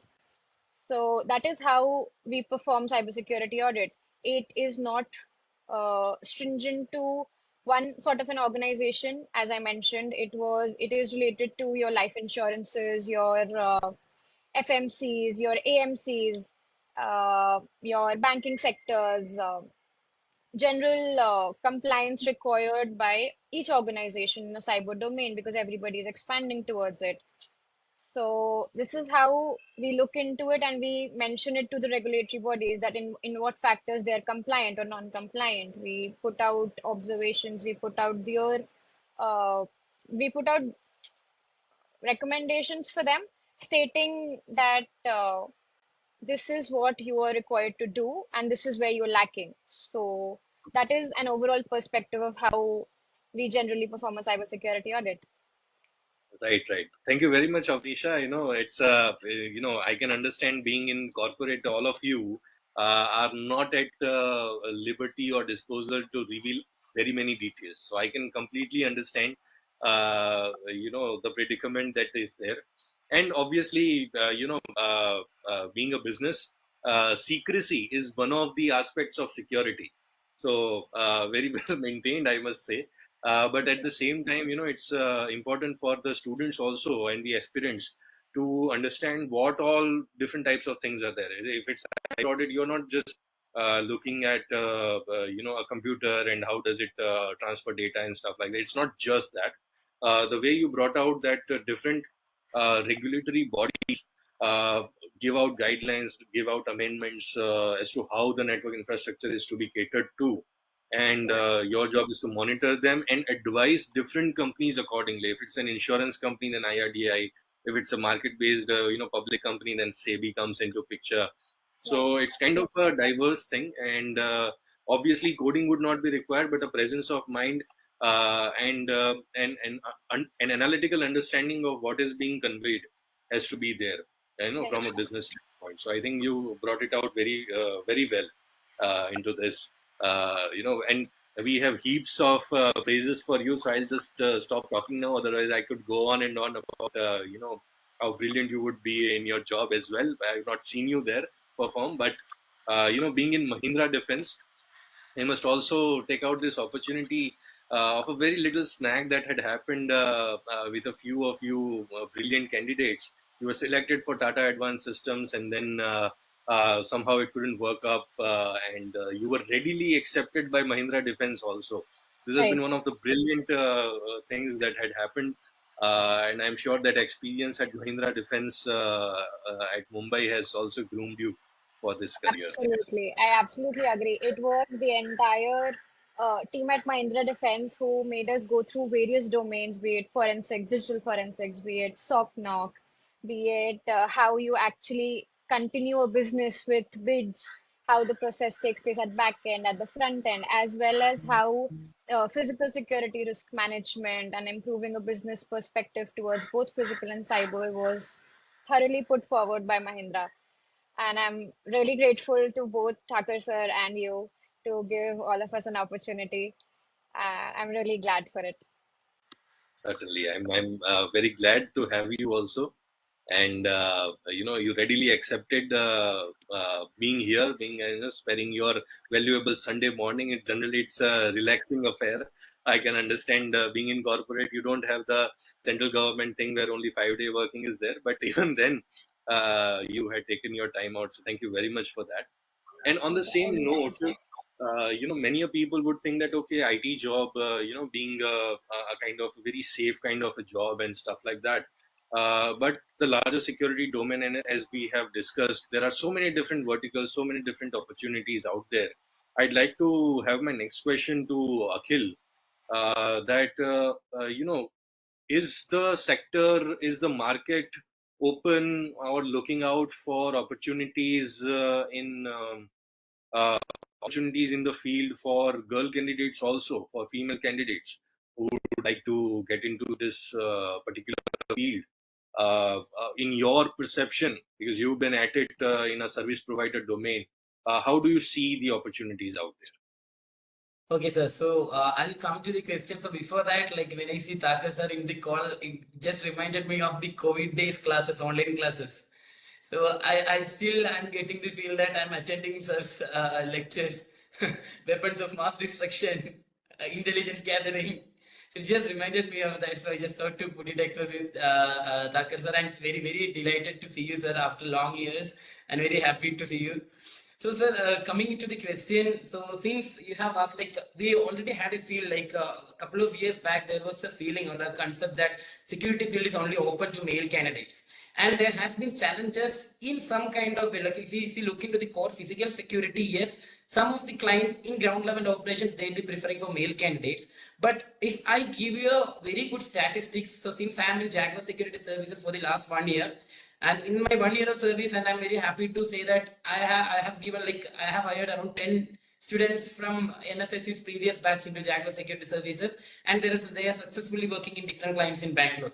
And out of the 10 candidates, the count is like 7 are female, and only 3 we have hired male candidates. So I think this will answer your question very well, right, sir? So one more example I'll give you.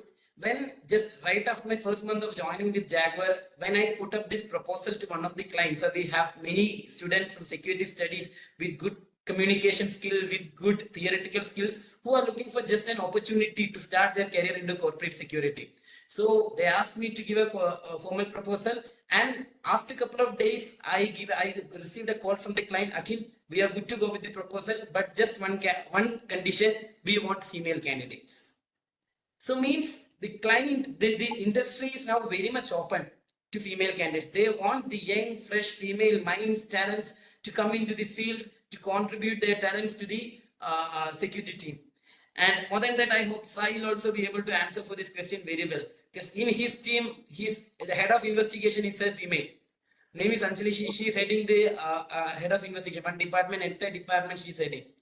So right, like, right, Akhil. Yeah, right. we proudly say, sir, now it's not just the men in security. It's all more than men. Female candidates are ruling the security as well at leadership levels, and they are very well in orchestrating the teams of security in conveying the first part.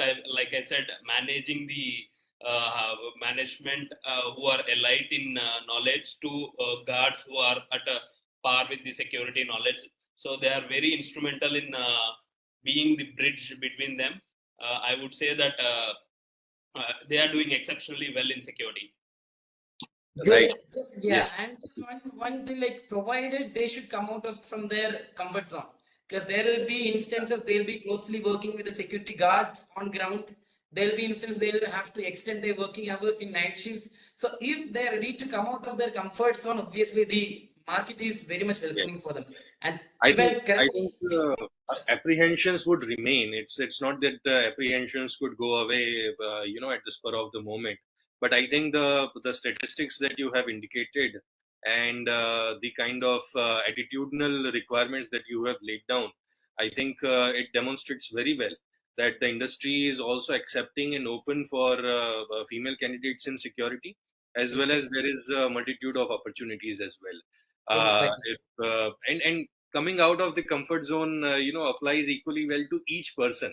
I think right from the beginning of us in a very tribal age, when we were roaming around in tribes, we would go out and explore newer places and explore newer continents. I think it is applicable from that era that we go out from our comfort zone and we succeed. Right? It's not a guarantee that we succeed, but it is the pathway to success, isn't it? So I think you have very well fleshed it out. At the same time, uh, quick two questions to Dheeraj and Sai in that order. Dheeraj, you have been working closely in physical security, and a lot of things now depend on technology, right? So could you very briefly, give us a layout of what and how technology is utilized and augmented into the security operations? I think that would be a very beneficial topic for our listeners today.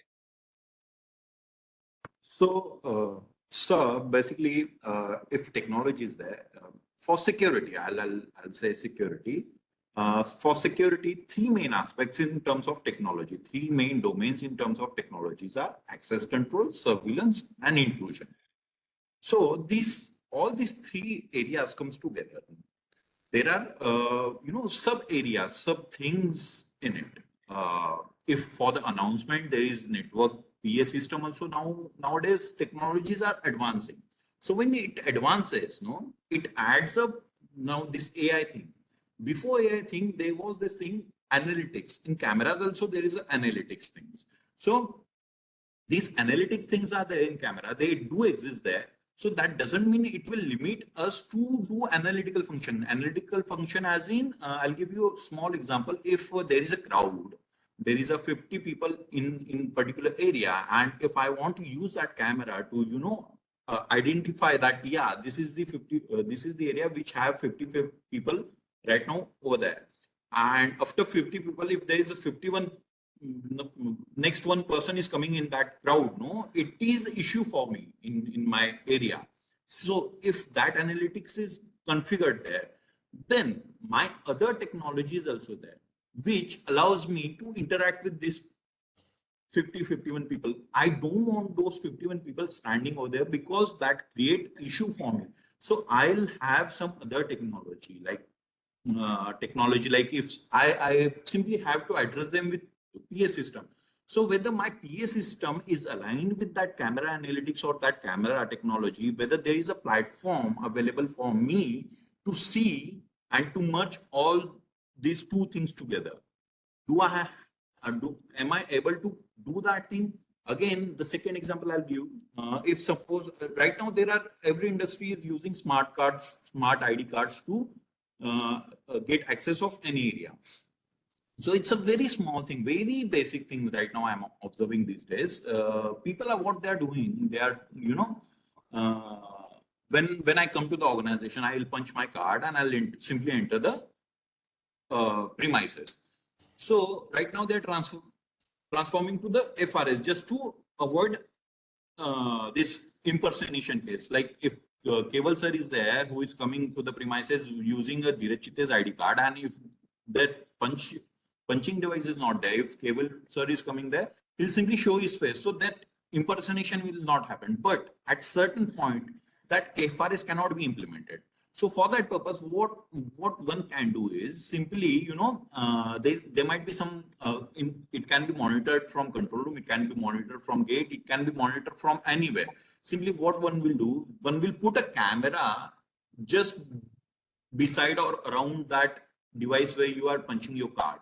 So once that card is being punched, someone will get a data where in system, what that person is enrolled, and on camera who that person is. So he'll simply by seeing that thing, he'll simply match those both things. Right. So it's a redundancy of technology. So you match both of these data so that if one technology is compromised, somehow the other could complement it. Right. So technology, it's all about integration. It is not limited, like merging all things together at single platform and making it more easier and easier. And if there are any barriers, how one can, come out of the third way, that is in India, we call it jugaad. So how I can do jugaad in technology. Right. That is the thing. Yeah. Yeah. It's the presence of mind. So technology brings value, but how do you utilize it for your business operations? That's the, right. Value that you bring, that the people bring in the security, isn't it? Right. Very, very, very nicely explained. Thank you very much, Dheeraj. And I'm sure that if we 4 of us, 5 of us, including sir, everybody will talks. It could go on and on. But I would now because we have not overshot the time because I kept it open ended 10 a.m. onwards and stuff. So, but I will go on to my very last question here. To Sai. Sai, you have been out there in the industry working, with various profiles, various organizations. You've been at the helm of a couple of organizations now, yourself. What will be your suggestions? And I specifically want to ask about building connections in the industry and how to, keep up with the networking requirement. Networking, not the IT, but the human networking. Yeah. Yes, so if you could, throw some light on that, that would be great. Yeah, Keval, at personal level, I had mentioned about this at our initial discussions as well, how networking has helped me to be in this part of stature right now. Like I'll go back again. the researching about the industry started from the knowing about companies, then knowing about people in the companies. That's the next level which I went Yes. in and deep dived. Okay, now these are the organization is doing particular operation. Who are the people operating this? Is the next Right. level question you should get in mind to start networking. So that's when you start looking for the people whom you want to talk to about what you have learned about and share with them, right?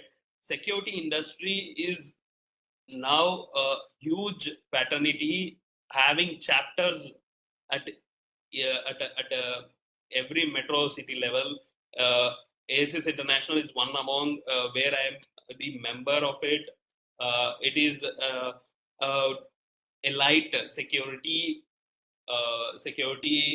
group, global group. I would say it has got members of around 14 lakh security professionals around the globe. India is one where instrumentally, growing these chapters, Bangalore chapter, Delhi, Mumbai, and Kolkata, right? It has got a lot of security leaders, veterans, and aspirants who are just the freshers from security industry, right? It's a complete mixture of a crowd who we interact at least once in 3 months with over a breakfast or a coffee. We gather together and share our insights, and we ensure that at the end of that interaction, we all had exchanged our cards or numbers, just interacted about, just say hi and interacted about whom we are and from where we are coming from. Definitely 100 out of 100% when I said about our course, they were excited to know about it because it is such a name tag for us, and just pulls the attraction and attention of anybody, any leader, I would say. When you say you have did masters in Homeland Security and anti-terrorism, right? They want to know, they are curious, they want to enroll themselves at some times, right? I was so excited. I had opportunity to visit LOC. I was interacting with commanding officer over there when I said about our course and how we had established. They wanted some technology related to intrusion related to intrusion detection. Being the terrain very difficult, they want something underground which is camouflaged. So I was summoned, not called, summoned by that officer. I had very the terrain was so difficult to reach, and I appreciate them working at that level, at that areas, dangerous areas. So this is when I understood. Even when I said about our course, being at that level, the commanding officer is the superior for whole of the battalion, whole of the camp. So he himself wanted to enroll after his retirement, right, to our course. He kept pinging me about any short-term courses related to security. I had even shared with him the 1 year program which NFSU runs. So he's about to finish his finish his service, and he'll definitely be reaching out to you because I had shared your number as well. So this is No, no, this is where this is. I wanted to bring that networking is the reach of our tag, the Homeland Security, is much more in demand right now because everybody are attracted to it, even the leaders. And during interactions, use this terminology of your leverage your course title to interact with people, right? That's the most important thing, because once you take that, they want to interact with you rather than you interacting with them. So yeah, that's how you build the connects. And definitely question who are as a second step in networking, that is connecting to people through LinkedIn, through operationally how who might be in this, just search in LinkedIn, connect to people of that operational heads, right? That's where digital networking starts, and physical networking, like I said, ASIS is one among them. OSAC is another agency, another group, not agency, It's another group in security which looks in overseas security operations. There is TAPA for logistics. These are certain groups wherein you can be part of it by as a member, attend those events which they organize monthly, quarterly basis, interact with leaders, because that's the forum where you showcase yourself, interact with leaders whom you might not have met directly by entering into any corporate. You won't get chance to meet to any head of security or CSO just by walking into, or you won't be allowed even inside the company premises, right? But these are the events wherein they showcase themselves. They are also in the mode of networking or interacting with new people, understanding.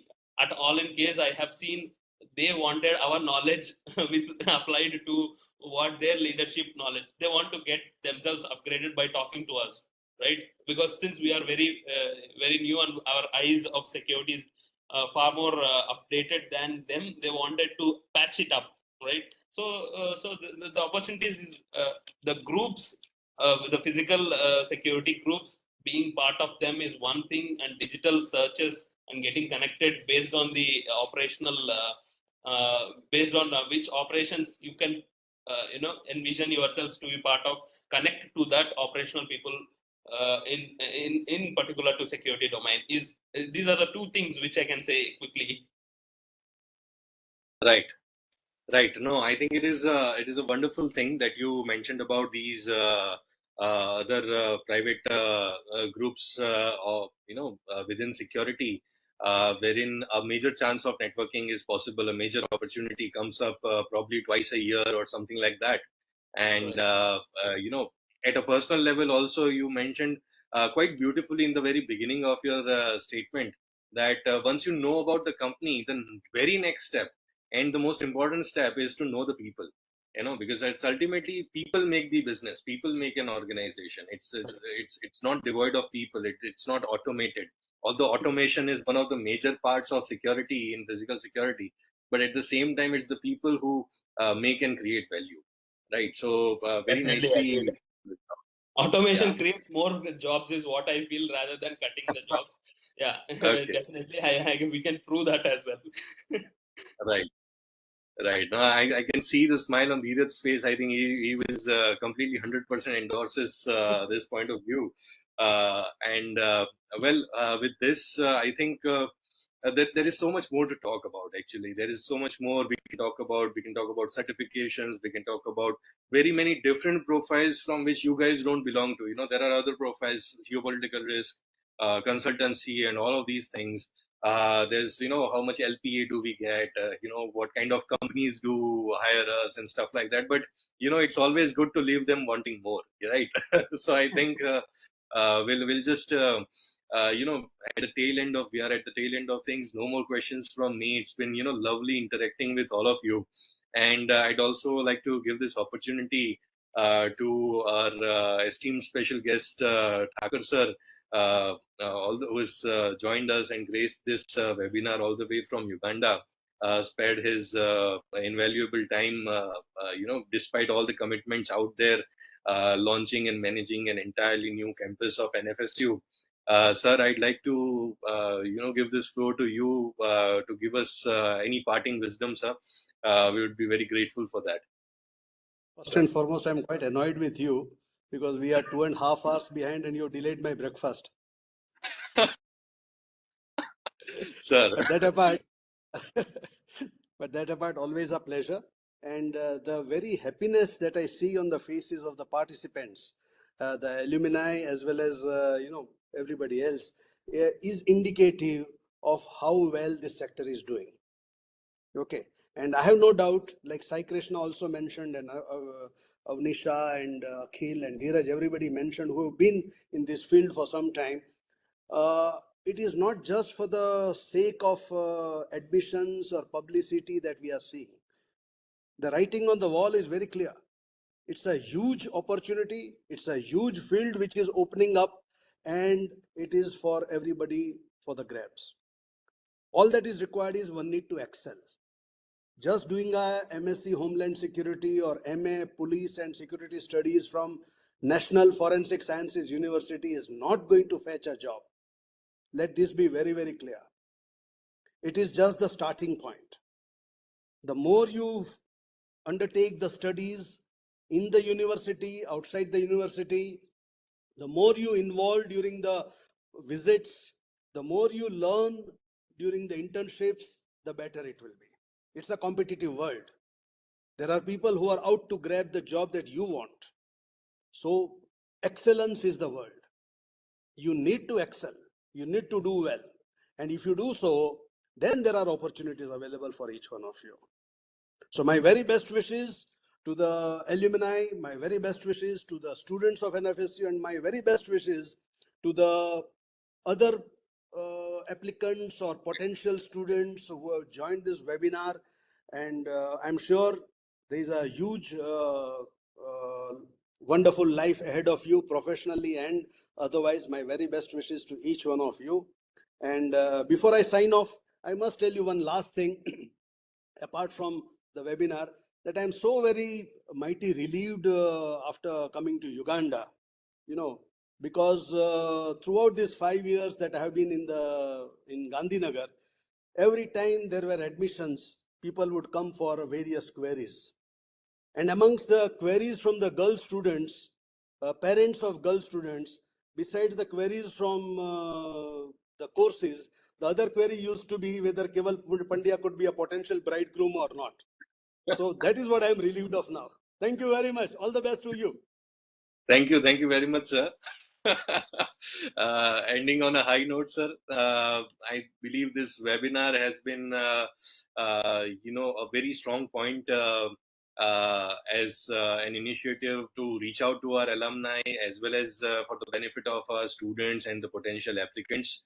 I hope that my questions had been of such a nature that would certainly benefit the applicants who are looking to make an informed decision regarding their admissions this year, and as well as our students who have already enrolled. I'm sure it has been a very revealing conversation for them to, put their mind on and focus their efforts to. With this, I'd like to take this opportunity to thank dearly to all the 4 panel members here, starting with Sai Krishna, Dheeraj, Akhil, and Avnisha, who had readily accepted the proposal to spare such a long time on a Sunday morning. I'm sure you weren't hoping that it will be such a long affair, but at the same time, thank you very much for being a part of this. You have been not just as a student, you have otherwise also have been an invaluable member of our School of Police Science and Security Studies. And we look forward to very many such collaborations and conversations with you going forward. I would also like to thank my faculty colleagues and Dr. Akshat Mehta sir, who were instrumental in encouraging me to undertake such an opportunity, to undertake such an endeavor. And my biggest thanks goes to our Air Commodore Thakur sir, obviously for all the innumerable things that he has been my supporter and guide for. Thank you very much. Thank you very much to all the panel members. And last but not the least, thank you very much to all the participants of this webinar who have shown keen interest in knowing and getting awareness about the programs offered at the School of Police Science and Security Studies at the world's first and only Forensic Science University, the National Forensic Science University. And if there are any doubts, you could always approach us. You have our email IDs, you have all the means to approach us. Please feel free to write us your queries, concerns, or any clarifications that are required. And my all the very best wishes to all of you. Thank you very much. Thank you, sir. Thank you, Keval. Thank you very much. Thank you so much, sir. Thank you very much, sir. Thanks, Thank you very everybody. much. Thanks, Dheeraj, Thank you all. Akhil, and Avnisha. Thanks for being part of today's discussion. Thanks. Thank Bye-bye. you Bye. so much. Thank you. Thanks, everyone. Bye-bye. Bye. We'll see you all.